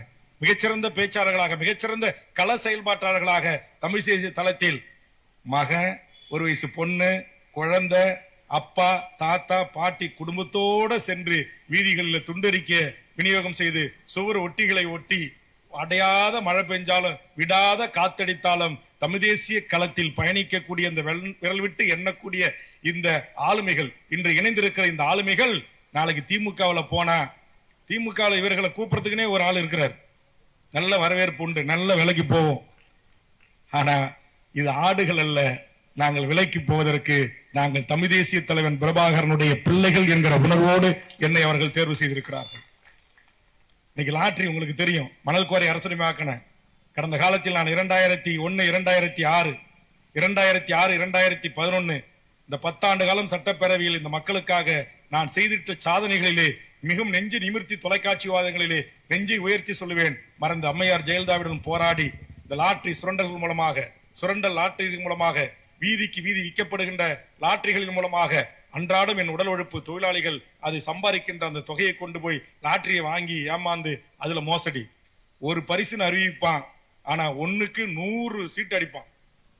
எங்கேயோ ஒரு லாட்டரியில யாருக்கோ விழுவது அதிசயத்திலும் அதிசயம். அதுவும் பல மல்டி மாபியாக்கள், லாட்டரி மாபியாக்கள் அவன் உறவினரே அந்த சீட்டை வாங்கி அந்த சீட்டையே பரிசு சீட்டாக அறிவித்து ஏமாற்றம் செய்து என் மக்களை சுரண்டி கொண்டிருந்தான். அப்படி சுரண்டிய போதில அம்மையார் ஜெயலலிதாவுடைய ஆட்சி காலத்தில் அந்த 2001, 2006 காலகட்டத்தில் எத்தனையோ எம்எல்ஏக்கள் என் கூட இருந்தாங்க. அன்றைக்கு இருந்த பாட்டாளி மக்கள் கட்சியின் சார்பாக அந்த உண்மையான உழைக்கும் பாட்டாளி வர்க்கத்தின் வழிகளை, எத்தனை குடும்பங்களின் தாலிகள் அறுக்கப்பட்டது, வெளிநா குழந்தைகளுடைய வெளிநா கொடிகள் அடகு வைக்கப்பட்டன, கொலுசுகள் அடகு வைக்கப்பட்டன. ஒரு வயது வந்த பெண்ணுக்கு கூட அந்த சம்பாதித்த அந்த காசை கொண்டு போய் ஒரு நிம்மதியான ஒரு உடை எடுத்து கொடுப்பதற்கோ, ஒரு ஞாயிற்றுக்கிழமையில ஒரு 1/2 கிலோ கறி எடுத்து கொடுப்பதற்கோ கூட அந்த பணம் செலவிடப்படாமல் அது அந்த சுரண்டல் லாட்டரிக்கும் அந்த லாட்டரி விற்பனையிலையும் முழுகி கிடந்த என் தமிழ் சமூகத்தை சிந்திக்க வைப்பதற்காக அந்த லாட்டரி சுரண்டல் மூலமாக அந்த பணம் அந்த குடும்ப தலைவியின் கரங்களிலே சேர்வதற்காக, அடுக்குப்பானை அடிகளிலும் அவருடைய கைகளிலும் சேர்வதற்காக தமிழக சட்டமன்றத்தில் ஒரு சட்ட திருத்தத்தை, ஒரு சட்ட ஆலோசனையை சொல்லி அந்த லாட்டரி தடை சட்டம் என்றை கொண்டு வந்தவன் வேல்முருகனாகிய நான் தான். தமிழக வாழ்வுரிமை கட்சியின் சார்பாக தமிழர்களே எனக்கு பின்னால் வாருங்கள் என்று வேண்டுகோள் வைக்கிறேன். எத்தனை ஆயிரம் குடும்பங்கள் காப்பாற்றப்பட்டிருக்கின்றன. இன்றைக்கு ஆன்லைன் சூதாட்டத்தில் தினதோறும் செத்துக் கொண்டிருக்கிறார்களே. இந்த ஆன்லைன் சூதாட்டத்திற்கு தடைச்சட்டை கொண்டு வர வேண்டும் என்று சட்டமன்றத்தில் போராடினேன். திராவிட முன்னேற்ற கழகத்தின் தலைவர், தமிழ்நாடு முதலமைச்சர் அவர்கள் கொண்டு வந்தார்கள். ஆனால் பாவம், கார்பரேட் பெரு நிறுவனங்களுக்கு எங்கள் சட்டமன்றம் அதற்கு உரிமை இல்லை என்று சென்னை உயர்நீதிமன்றம் தடை விதித்தது. இன்றைக்கு தினந்தோறும் ஆன்லைனிலே அப்பாவி என் விவசாய குடிகள் இருந்து கணினி துறையில் பணி செய்யும் வரை எல்லா தரப்பினரும் அந்த கணினி சூதாட்டத்தில் ஈடுபடுகின்றவர்கள் தற்கொலை செய்து கொள்கிறார்கள். காரணம், உயர்நீதிமன்றத்தினுடைய நீதியரசர்களே இன்றைக்கு அந்த மத்திய அரசின் சட்டம் என்கிற தொழில்நுட்ப பிரிவு சட்டத்தை கூறி இன்றைக்கு அதற்கு தடை விதிக்க மறுத்து இன்றைக்கு அந்த சட்டம் தமிழ்நாட்டில் தினந்தோறும் என் இந்திய நாட்டின் குடிமக்களின் உயிர்கள் இந்திய முழுக்க பலியாகி கொண்டிருக்கிறது. இப்ப நீங்கள் என்னுடைய சேலம் பள்ளப்பட்டியிலே வாழ்கின்ற இந்த உறவுகளாகிய நீங்கள் இங்கே சாலையோர 100 கணக்கிலே இவ்வளவு நேரமும் நின்று கேட்டுக் கொண்டிருக்கிற என் உறவுகளை நீங்கள் சிந்திக்க வேண்டும். ஒரு அரசியல் பேரியக்கம் என்று சொன்னால் ஏதோ தேர்தலுக்கு வருவது, ஜாதி பேரை சொல்லுவது, அல்லது ஆசை வார்த்தைகளை காட்டுவது, அல்லது இலவசம் சொல்வது, ஓட்டுக்கு 500 ரூபாய் கொடுப்பது, 1000 ரூபாய் கொடுப்பது, வாக்குகளை வாங்குவது அரசியல் கட்சியினுடைய வேலை அல்ல. ஒரு அரசியல் கட்சி என்பது ஒரு அரசியலில் ஒருவன் தங்களை உறுப்பினராக சேர்த்துக் கொள்கிறான் என்று சொன்னார். இந்த குரலற்ற மக்களின் பிரச்சனைகளுக்காக வாதாட வேண்டும், போராட வேண்டும். நான் பெரிதும் மதிக்கின்ற கம்யூனிஸ்டுகள் இந்த நாட்டில் மிகப்பெரிய வளர்ந்த கட்சியாக வர முடியவில்லை, ஆட்சி அதிகாரத்தை செலுத்த முடியவில்லை. ஆனால் அந்த இயக்கங்கள் இந்த மண்ணுக்காக இன்னமும் உண்மையான கம்யூனிஸ்டுகள் போராடி கொண்டிருக்கிறார்கள். ஆனா இந்த அரசாங்கத்திற்கு, இந்த ஆட்சியாளர்களுக்கு, குறிப்பா நரேந்திர மோடிகளுக்கு உண்மையான கம்யூனிஸ்ட் பிடிக்காது. அதனாலதான் இன்றைக்கு உங்களுக்கு தெரியும், மாவோயிஸ்டுகளுடைய தலைவர் அநியாயமாக அக்கிரமமாக இன்றைக்கு படுகொலை செய்யப்பட்டிருக்கிறார். 27 பழங்குடி மக்கள். எல்லாரும் சொல்றாங்க அவங்க மாவோயிஸ்ட் தீவிரவாதிகள், அதனால இந்திய துணை ராணுவம் காவல்துறையும் வேட்டையாடிச்சுன்னு. அது இல்லங்க. சத்தீஸ்கர் மாநிலத்துல, ஜார்க்கண்ட் மாநிலத்துல, வடகிழக்கு மாநிலங்கள்ல கனிமங்கள் கொட்டி கிடக்குது. 30 லட்சம் கோடி. எவ்வளவுங்க? 1 லட்சம் கோடின்றது 100,000 கோடி. அப்ப 30 லட்சம் கோடி கனிமங்களை அம்பானிக்கும், அதானிக்கும், டாடாவுக்கும், மித்தலுக்கும், இன்றைக்கு கார்பரேட் அரசுகளாக இருக்கிற நரேந்திர மோடி அரசு அந்த மலைப்பகுதியை முழுவதுமாகவே சுரங்க பணிகளுக்காக வித்துவிட்டான். அதை எதிர்த்து அந்த குரலற்ற மக்களாகிய அந்த மண்ணின் பூர்வீகுடி மக்களாக அந்த காட்டையும் மலையும் நம்பி வாழ்கின்ற அந்த மலைவாழ்வு ஷெட்யூல் ட்ரைப் என்று சொல்லக்கூடிய அந்த எஸ்டி மக்கள் அங்கு நின்று போராடி கொண்டிருக்கிறார்கள். அந்த போராட்டத்திற்கு வலு சேர்க்கிற குழுக்களாக இளைஞர்கள் முன்வந்தார்கள். அவர்களை பாதுகாப்பு அரணாக இருந்தார்கள், பாதுகாப்பு கவசமாக இருந்தார்கள். அந்த பாதுகாப்பு அரணாக, பாதுகாப்பு கவசமாக இருந்த அவர்களைத்தான் மாவோயிஸ்டுகள் என்று இன்றைக்கு பழி சுமத்தி 27 பேர்களை இன்றைக்கு சுட்டு படுகொலை செய்திருக்கிறார்கள். ஆனால் தமிழ்நாட்டிலும் எங்களுக்கு ஒரு மாவோயிஸ்ட் எங்கள் மண்ணில் இருக்கிறார். எங்கள் தலைமை நிலைய செயலாளருடைய தாய்மாமன் வீரமணி இருக்கிறார். அவர் ஆயுத போராட்டத்தை நடத்தவில்லை. அவரும் இங்கு இருக்கிற டங்ஸ்டன் தொழிற்சாலை எதிர்த்து போராடுகிறார். பரந்தூர் விமான நிலையத்தை தாரை வார்க்க மாட்டோம் என்று சொல்லுகிறார். அதானி அம்பானிக்கு நாங்கள் துறைமுகத்தை தாரை வார்க்க மாட்டோம் என்று சொல்லுகிறார். அப்படித்தான் எங்கள் ஈழ மண்ணில் எம் தமிழீழ தேசிய தலைவன் உலகத்தின் எந்த விடுதலை போராட்ட தலைவனோடும் ஒப்பிட்ட பார்க்க முடியாத மாபெரும் தலைவன் மேதகு வேலுப்பிள்ளை பிரபாகரன் என்கிற அந்த தலைவன் அந்த மண்ணில் போராடினான். காணியை பறிச்சான், வீட்டை பறிச்சான், இந்து கோயிலை இடிச்சான், தமிழ் முஸ்லிமுடைய பள்ளிவாசல் இடிச்சான், நல்லூர் கோயிலை இடிச்சான், யாழ்ப்பாண நூலகத்தை எரிச்சான். எல்லா அடாவடி அட்டுழியங்களையும் அந்த மண்ணின் பூர்வீகுடி மக்கள் மீது செலுத்தினான். அரச பயங்கரவாதம் தலைவிரித்து ஆடியது. அப்படி தலைவிரித்து ஆடிய போது அந்த அரச பயங்கரவாதத்தை பெண்களை பாலியல் வல்லுறவுக்கு உள்ளாக்கினான். தாயின் முன் மகளை கற்பழித்தான், மகன் முன் தன்னுடைய அக்காவை கற்பழித்தான். ஆக தான் பெற்று வளர்த்து ஆளாக்கிய மகளை தாய் தந்தையர் முன் சிங்கள காடையர்கள் படுகொலைக்கு உள்ளாக்கினார்கள். பெண்களின் மார்புகளை அறுத்து கம்பிகளிலே வீதிகளிலே தமிழச்சின் மார்பு கரிகள் விற்கப்படும் என்று சொன்னார். அந்த அநியாயத்தை, அக்கிரமத்தை தட்டி கேட்ட ஒரு குழுவாக உருவாகிய இயக்கம்தான், வெறும் நால்வரோடு உருவாகிய இயக்கம்தான் தமிழீழ தேசிய தலைவன் தலைமையில் இயங்கிய விடுதலை புலிகள் என்கிற LTT என்று சொல்லக்கூடிய அந்த விடுதலை புலிகளின் இயக்கம். ஆக நீங்கள் உலக வரலாற்றில் ஒவ்வொரு இயக்கங்களும், சேக்குவாரை நாம் போற்றுகிறோம், வணங்குகிறோம், கொண்டாடுகிறோம். உலகத்தின் மாபெரும் விடுதலை போராட்டத்துடைய தியாகிகளை வணங்குகிறோம், போராட்டுகிறோம். எதற்காக? அந்த குரலற்ற மக்களுக்காக தன் வாழ்வை அர்ப்பணிக்க வந்தவர்கள், அந்த வஞ்சிக்கப்பட்ட மக்களுக்காக தன் உயிரை தியாகம் செய்ய வந்தவர்கள். நான் ஜார்க்கண்ட் மாநிலத்திலே, ஜார்க்கண்ட்ல உயிரை தருகிறார்கள். இலங்கையிலே 50,000 போராளிகள் சுதந்திர தமிழகத்திற்காக உயிரை தியாகம் செய்திருக்கிறார்கள். சிங்கள பேரிவினாத அரசு உலகத்தால் தடை செய்யப்பட்ட கொத்து குண்டுகளையும், ரசாயன குண்டுகளையும், பாஸ்பரஸ் குண்டுகளையும் ஏவி எமது மக்களை கொத்து கொத்தாக ஆயிரக்கணக்கில் கொலை செய்தான். ஒரே வாரத்தில் கிட்டத்தட்ட 1.5 லட்சம் மக்களை கொன்று குவித்தான். அந்த போர் தொடங்கிய காலத்தில் 2 லட்சத்துக்கு மேற்பட்ட மக்களை கொன்று குவித்தான். அந்த 2 லட்சம் மக்களை கொன்று குவித்த சிங்கள பௌத்த பேரினவாத அரசு செய்த அரச பயங்கரவாதத்தை எதிர்த்து களத்தில் நின்றவர்கள் தான் விடுதலை புலிகள் என்கிற வீரம் செய்த எமது முன்னத்தியர்கள், எனது அண்ணன்களின், அக்காக்களின் தங்கைகள், அங்கேயர் கன்னிகளும் விதுஷாக்களும் அங்கு எதற்காக படையணிகளை உருவாக்கினார்கள். எனது மாவீரன் பொட்டாமான் அவருடைய தலைமையில் உலகத்தில் ஏவனாலும் கணிக்க முடியாத மாபெரும் புலனாய்வு படை அந்த மண்ணில் இயங்கி உருவாகியது. எப்படி உருவாகியது? இப்படித்தான் உருவாகியது, இப்படித்தான் உருவாகியது. இங்க நடக்கிற இந்த அநியாய அக்கிரமம் இருக்கிறது அல்லவா, கனிம கொள்ளை. இன்னைக்கு ஒரு தாசில்தார் ஆபீஸ்க்கு போனா காசு, விஓ ஆபீஸ் போனா காசு, பிடிஓ ஆபீஸ் போனா காசு, மாநகராட்சி ஆபீஸ் போனா காசு. இன்னைக்கு காசு இல்லாத எந்த வேலை நடக்குதா? இன்னைக்கு சமூக வலைதள நண்பர்கள் அரசாங்கம் சாலை போடுது. நான் இந்த அரசாங்கம் மட்டும் சொல்ல, எந்த அரசாங்கம் சாலை போட்டாலும் சமூக வலைதள சமூக ஆர்வலர்கள் அந்த ரோட்டை அப்படியே கையாலேயே பேக்குறான். பாருங்க ரோடு போட்ட லட்சணம்னு சொல்றான். பள்ளிக்கூடம் 6 மாசத்துல உழுது, பேத்துக்கிட்டு உழுது. பாலம் உழுது, 6 பாலம், கட்டண பாலம் ஏண்டா உழுதுன்னு கேட்டா அதுக்கு காரணம் சொல்றாங்க, அது அளவுக்கு மீறி மழை பெய்யுது. நீங்க அளவுக்கு மீறி மழை பெய்யும், வெள்ளம் வரும், அதை தாங்கக்கூடியதான உங்க பொறியியல் பிரிவு, கணினி பிரிவு. அதுக்கு தானே நீங்க இன்ஜினியர், அதுக்கு தானே உங்களுக்கு மாசம் 2 லட்சம் சம்பளம், உங்களுக்கு தமிழ்நாடு அரசுன்னு ஜீப்பு, அரசாங்க காரு, சொகுசு மாளிகை கொடுக்குறோம். அப்புறம் அதை திட்டமிட்டு கட்டவில்லை என்றால் அப்புறம் என்ன மயிரை புடுங்கிறதுக்கு உனக்கு சீஃப் இன்ஜினியர்? எதுக்கு நீரியல் துறை வல்லுநர் நீனு? எங்க ஊர் கொத்தனார் கட்டுறான், 100 வருஷம் ஆனாலும் இருக்குது இன்னமும். வெள்ளக்காரன் வெறும் முட்டையும் வெறும் கடுகா கொட்டையும் போட்டு முட்டையும் கடுகா கொட்டையும் போட்டு கட்டிருக்கிறான் இருக்குது. போர்க்குதீசியர்கள் கட்டிய கோட்டை இருக்குது, வெள்ளக்காரன் கட்டிய கோட்டை இன்னும் இருக்குது. 300 ஆண்டுகளுக்கு முன்னாடி கட்டினது இருக்கு. 30 வருஷம் முன்னாடி நம்ம ஊர்ல கட்டின பாலம் உடையுது. இப்படி அரச பயங்கரவாதம் எங்கெல்லாம் தலைவிரித்து ஆடுகிறதோ, மக்களுடைய வரிப்பணம் எங்கெல்லாம் திட்டங்களின் பெயரில் சுரண்டப்படுகிறதோ, எங்கள் கனிம கொள்ளை ஈடுபடுகிறதோ, எங்கள் கனிம வளம், காடு வளம், இயற்கை வளம் சுரண்டப்படுகிறதோ, அந்த சுரண்டலுக்கு எதிராக தன் உயிரையும் பொருட்படுத்தாமல் வீதிக்கு வந்து போராடுகிற போராளிகள் தான் இந்த மக்கள் போராளிகள் என்று சொல்லக்கூடிய மாவீரர்களாக இந்த மண்ணில் வாழ்கின்றார்கள். அவர்களை இன்றைக்கு அரச பயங்கரவாதம் திட்டமிட்டு நக்சல்பாரிகள் என்று சொல்லுகிறது, தீவிரவாதிகள் என்று சொல்லுகிறது. இன்னைக்கு பாத்தீங்கன்னா இந்த இயற்கை வளங்களை பாதுகாப்பதற்காக புதுக்கோட்டையில எங்கள் நியாசனுடைய உறவினர் இன்னைக்கு அநியாயமாக லாரி ஏற்றி கொல்லப்பட்டிருக்கிறார். எதுக்காக?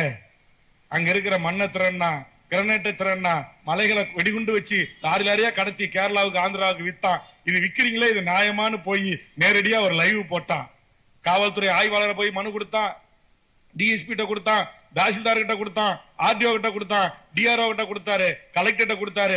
யாரு கிட்ட கொடுத்து எந்த நடவடிக்கையும் இல்ல. அத்தனை மனுவும் திரும்பவும் எதிரி கைகளுக்கே போய் எங்கள் மீதே புகார் செய்கிறாய் என்று மிரட்டினார்கள். பணம் தருகிறோம், ஒதுங்கிக் கொள் என்று சொன்னார்கள்.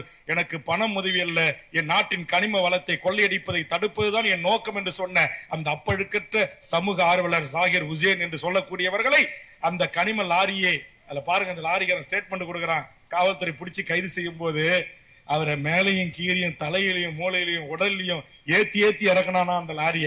ஏண்டாண்ணா போச்சுக்கிட்டாருன்னா சாட்சி சொல்லிடுவாரு, தனக்கு ஆயுள் தண்டனை, தூக்கு தண்டனை கிடைச்சிருன்னு சொல்லி சாகின்ற வரையில், அவர் மூளை சிதறி சாகின்ற வரையில் அந்த டாரஸ் லாரியை ஏற்றி ஏற்றி இறக்கி கொலை செய்கிறான் என்று சொன்னால், இந்த கொலகார பாவிகளை எல்லாம் தண்டனை கொடுப்பதற்கு ஒரு மக்கள் இயக்கம் இந்த மண்ணில் வேண்டும் என்று விரும்புகிற கட்சி தமிழக வாழ்வுரிமை கட்சி. ஏன்னா இந்த நாட்டுடைய சட்டம், இந்த நாட்டுடைய காவல்துறை, இந்த நாட்டுடைய நீதித்துறை எப்படி எங்குதுன்னு எங்களுக்கு தெரியும். நான் சொன்னேன்ல, காசாக்குறான்ட்டுக்காக ஒரு மியாட்டுன்ற ஒரு மருத்துவமனையில நூற்றுக்கணக்கான பேஷண்ட் நோயாளிகள் கொரோனா காலத்துல இருந்தாங்க. மழை வெள்ளம் வந்துச்சு, செத்து போனாங்க. இன்னை வரைக்கும் எத்தனை பேர் செத்தாங்கன்னு வெள்ள அறிக்கை கிடையாது. நடுக்கும் ஆத்துல கட்டி வச்சிருக்கிறான். ஆனா என் மண்ணின் மக்கள் சாலையோரம் கொஞ்சம் ஒரு அடி அரை அடி இருந்தா, இன்னைக்கு உயர்நீதிமன்ற அரசர்கள் உத்தரவு போடுறீங்களே, இதெல்லாம் நீர்நிலைகள் இடிங்கன்னு. மதுரை உயர் நீதிமன்றம் நீர்நிலை தான் கட்டப்பட்டிருக்கு, வள்ளூர் கோட்டை நீர்நிலை தான் கட்டப்பட்டிருக்கு. சென்னையில் இருக்கிற பல மணிமண்டபங்கள் நீர்நிலை தான் கட்டப்பட்டிருக்கு. பல சாதி தலைவர்களுடைய இடம், ஓட புறம்போக்கு, ஆத்து புறம்போக்கு நீர்நிலைகள் தான் கட்டப்பட்டிருக்கு. இடிப்பீங்களா? இடிக்க மாட்டீங்க. ஆக இந்த ஏழை மக்கள் மீது கை வைத்தால் நாங்கள் போராட்ட களத்திற்கு வருவோம் என்று சொல்வது, அந்த மக்களின் வாழ்வுரிமையை பாதுகாப்பதற்கு போராடுவதுதான் தமிழக வாழ்வுரிமை கட்சி என்பதை எனது அருமை உறவுகளை புரிந்து கொள்ள வேண்டும். நான் சொன்னேன்ல, என் கட்சிக்கு வந்தீங்கன்னா என்ன தருவீங்கன்னா, இதுக்காக எல்லாம் போராடி சிறைக்கு போனீங்கன்னா, போயிட்டு வந்தீங்கன்னா, வேணும்னா வேல்முருகன் ஆகிய நான் இந்த பிரச்சனைக்காக மக்களுக்காக போராடி சிறை செஞ்சீங்க. ஊர்த்தாலி அறுத்து போகல, அரசாங்க நிலத்தை பிளாட்டு போட்டு வித்து போகல, லஞ்சம் வாங்கி போகல. இன்னைக்கு பல மந்திரிமார்கள் குடும்பத்தோட நீதிமன்றத்துக்கு ஏறி இறங்குறான சொத்து குவிப்பு வழக்கல. இவன் நேத்தி வரைக்கும் அன்றாட காட்சியா இருப்பான், ஒரு வட்டமா இருப்பான், அப்புறம் ஒரு மாமன்ற உறுப்பினர் ஆகுவான், அப்புறம் அவரு உள்ளூராட்சி சேர்மனா வருவாரு, அப்புறம் நகரமன்ற சேர்மனா இருப்பாரு, அப்புறம் இல்லைன்னா எம்எல்ஏ ஆயிடுவாரு. அவர் அப்புறம் மறுநாள் மாண்புமிகு மந்திரி ஆயிடுவாரு. மந்திரி ஆகி 5 வருஷம் இறங்கும் போது பார்த்தோன்னா 500 ரூபாய்க்கு வழி இல்லாதவர் 5000 கோடிக்கு அதிபதியா இருப்பாரு. வேல்முருகன் ஒரு படை உருவாக்குகிறான். அதுல பிரம்மமூர்த்தி மேரிக்கெல்லாம் நான் பொறுப்பு தரத்துக்குலாம் யோசனை பண்ணணும். பாஸ்கருக்கெல்லாம் நீ பொறுப்பு கொடுக்கறதுக்கு யோசனை பண்ணணும். சேலத்துல ஒரு நல்ல படை எனக்கு கிடைச்சிருக்கு. அந்த படையும் இந்த கட்சிகள் மாரி மட்டம், மாவட்டம், ஒன்றியம், நகரன்னு பொறுப்பு கேட்காம இப்படி அடிக்கிறான் பாரு கொல்ல. அவன் எவனா வேணுமாலும் இருக்கட்டும், எந்த மந்திரியா வேணுமாலும் இருக்கட்டும், எவ்வளவு அதிகாரம் படைச்சவனா இருக்கட்டும், அதை எடுத்து திரும்ப மக்களிடம் கொடுப்பதற்கான ஒரு படையை விரைவில் தமிழக வாழ்வுரிமை கட்சி உருவாக்கணும்னு நான் விரும்புறேன். ஏன்னா நீதிமன்றத்துக்கு போனா இவன் 5000 கோடி வச்சிருக்கான். வழக்கு எவ்வளவு தெரியுமா? 75 லட்சம் அளவுக்கு மீறி சொத்து சேர்த்த வழக்கு. 1 கோடிக்கு நான் கேட்கிறேன், 1 கோடியா? இன்னைக்கு ஒருத்தன் செய்தி பார்க்கிறோம், ஒருத்தன் வீடே 500 கோடி ரூபாய் கட்டானா. எங்க இருந்து வந்துச்சு? ஆமா 500 கோடி நேத்தி வரைக்கும் ட்ரௌசர் போட்ட பசங்களுக்கு. அப்ப இதை கேட்கறது யாரு? சட்டமன்றமாக இருந்தாலும் மக்கள் மன்றமாக இருந்தாலும் தவறுகள் எந்த கொம்மன் செய்தாலும் அதை தட்டி கேட்பதுதான் என் தமிழக தேசிய தலைவருடைய பாணி, என் தலைவன் தமிழரசனுடைய பாணி, மாவோயிஸ்டுடைய பாணி. நாங்க ஒரு ஓட்டு அரசியல் கட்சியை பதிவு செஞ்சிருக்கோம். தேர்தல் அரசியல் கட்சியா நாங்க இயங்குறோம். வாய்ப்பு கிடைக்கின்ற போது எங்களுக்குரிய மரியாதையும் மாண்போடு நடத்தப்படுகின்ற போது நாங்கள் கூட்டணி வைப்போம். அந்த கூட்டணியின் போது கிடைக்கின்ற அந்த பதவியை பயன்படுத்தி நான் சொன்ன தடலாற்று சட்டம் கொண்டு வருவேன். இன்னி வரைக்கும் நான் எம்எல்ஏ, நான் கடந்த முறை 5 ஆண்டு 10 ஆண்டு எதிர்கட்சியா இருந்தேன். இன்றைய வரையில் என் பண்ருட்டி பாலாற்றில் இந்த மணல் மாபியாக்கள் இறங்கி 10 அடி 15 அடி 25 அடி ராட்சத இயந்திரங்களை வைத்து மணலை வெட்ட விடாமல் தடுத்து நிறுத்தியிருக்கிறான் வேல்முருகன். அதுக்குதான் எனக்கு கொலை மிரட்டல். அதுக்குதான் இங்க 2 ஆயுதம் தாங்கிய PSO எனக்கு இருக்கிறார்கள். 30 ஆண்டுகளமா எனக்கு ஆயுதம் தாங்கிய போலீஸ். எதுக்காக? லாட்டரி தடை சட்டம் கொண்டு வந்ததற்காக, மணல் மாபியாக்களை தடுத்து நிறுத்தி திருப்பி அனுப்பியதற்காக கொலை மிரட்டல். ஜாகிர் ஹுசேன் ஏத்தி கொண்டான். என்ன ஏத்தி கொள்றான்னா ஏத்தி கொள்ளலாம். இன்னைக்கு பாவம் ஒரு புடின்றாங்க, ஒரு சிட்டிக்கு கஞ்சா கொடுத்தா போதும் கொலை பண்ணிடுவான். ஒரு மாத்திரை கொடுத்தா கொலை பண்ணிடுவான். ஒரு 1000 ரூபாய் கொடுத்தாலும் சென்னையில கொலை பண்றான். ஏன்னா துண்டு கணேஷ் பிடிக்கு கொலை செஞ்சிருக்கிறான். அவன் வேல்முருகனும் பார்க்க மாட்டான். அவன் கத்தி வேல்முருகனையும் குத்தம், சாதாரண மக்களையும் குத்தம், எல்லாரையும் குத்தம். இன்னைக்கு அந்த மனநிலை இருக்குது. இன்னைக்கு தமிழக சட்டமன்றத்தில் நம்முடைய மாணவர் செல்வங்கள் சின்ன வயசுல கஞ்சா அடிக்கிறான், தண்ணி அடிக்கிறான், கெட்டு போறான், வீணா போறான். நீதி போதனை கதைகள் இல்ல. பெற்றோர்களை மதிக்க மாட்டேன்றான், தாய்மார்களை மதிக்க மாட்டேன்றான், அம்மாவை மதிக்க மாட்டேன்றான், அப்பாவை மதிக்க மாட்டேன்றான், தாத்தா பாட்டியை மதிக்க மாட்டேன்றான். அவங்க யார்களை பீடி குடிக்கிறான், சிகரெட் அடிக்கிறான், தண்ணி அடிக்கிறான், சைடிஷ் கேட்கறான் அம்மா கிட்ட, பொண்டாட்டி கிட்ட, தரலன்னா பொண்டாட்டி அடிக்கிறான், சாராயம் குடிக்க காசு கொடுக்கலன்னா அம்மாவை கள்ளத்துக்கி போட்டு கொல்றான். நேத்திக்கு பாருங்க, சொந்த அப்பனை வெட்டுறான், சொந்த தங்கச்சியை காலை வெட்டுறான், கையில வச்சுக்கிட்டு கஞ்சா அடிச்சுட்டு இவனும் துடிக்கிறான். எவ்வளவு பெரிய அநியாயம் நடக்குது. சென்னையில பாரிஸ் கேரன்ல இருக்கிற ஒரு புகழ்பெற்ற ஒரு ஆங்கில இந்தியன் கான்வென்ட் டீச்சரை கத்தியால குத்தி வகுப்பறையிலே கொல்றான். கேட்க முடியல. ஆக இதையெல்லாம் மட்டுப்படுத்த, இதையெல்லாம் கட்டுப்படுத்த தமிழக வாழ்வுரிமை கட்சி கிடைத்த எம்எல்ஏ பதவியை பயன்படுத்தி சட்டமன்றத்தில் பேசினேன். மாண்புமிகு கல்வி அமைச்சருக்கு ஆலோசனை சொல்லியிருக்கேன். நீதி போதனை வகுப்புகளை கொண்டு வாங்க, பசங்களை முறைப்படுத்துங்க, அவங்களுக்கு நம்ம நல்ல எஜுகேஷனை கொடுங்க, வெறும் மனப்பாட கல்வி மட்டும் கொடுக்காதீங்க. நான் ஒரு ஆலோசனை சொல்லியிருக்கேன். கஞ்சா அபின் விற்கிற காவல்துறை ஆய்வாளர்களை, அங்க இருக்கிற வருவாய்த்துறை மக்கள் பிரிவு கொண்ட குழு போடுங்க. மீறி அங்க கஞ்சா விற்குது, அபின் விற்குது, கொலை நடக்குன்னு அந்த ஆய்வாளர் மீது அவரை கொலை வழக்குல பிடிச்சி உள்ள போடுங்கன்ற. அவருக்கு சம்பளம் தமிழ்நாடு சட்டமன்றத்தில் காவலர்களுக்கு எவ்வளவு சம்பளம் கொடுக்க சொல்றேன்? இப்ப வாங்குற சம்பளத்தை விட 5 மடங்கு சம்பளம் கொடுங்க. அவங்களுக்கு நல்ல பாதுகாப்பான வீடு கொடுங்க, அவங்களுக்கு வண்டி வாகனம் கொடுங்க, அவங்க பிள்ளைகளை அரசு செலவுல படிக்க வைங்க, எல்லாவற்றையும் செய்யுங்க. அதை செஞ்சிட்டு இந்த கஞ்சா விற்கிறவன், கராயணி விற்கிறவன், மண்ணு கடத்துறவன், திருடுறவன், பிராஸ்டியூட் தொழில் செய்யறவன், இவனுக்குன்னு சில காவலர்கள் காக்கி சட்ட உடையில கருப்பாடுகள் இருப்பான் பாரு, அவனை உளவுத்துறையும் நேரடி வீடியோ ஆடியோ சாதனங்கள் அடிப்படையிலே சாட்சியாக கொண்டு அவர்களை பணியிலிருந்து டிஸ்மிஸ் செய்து அவர்களை அந்த வழக்கில் கைது செய்து தூக்கி ஜெயில போடுங்கன்னு சொல்லக்கூடிய ஒரே திராணி உள்ள கட்சி தமிழக வாழ்வுரிமை கட்சி.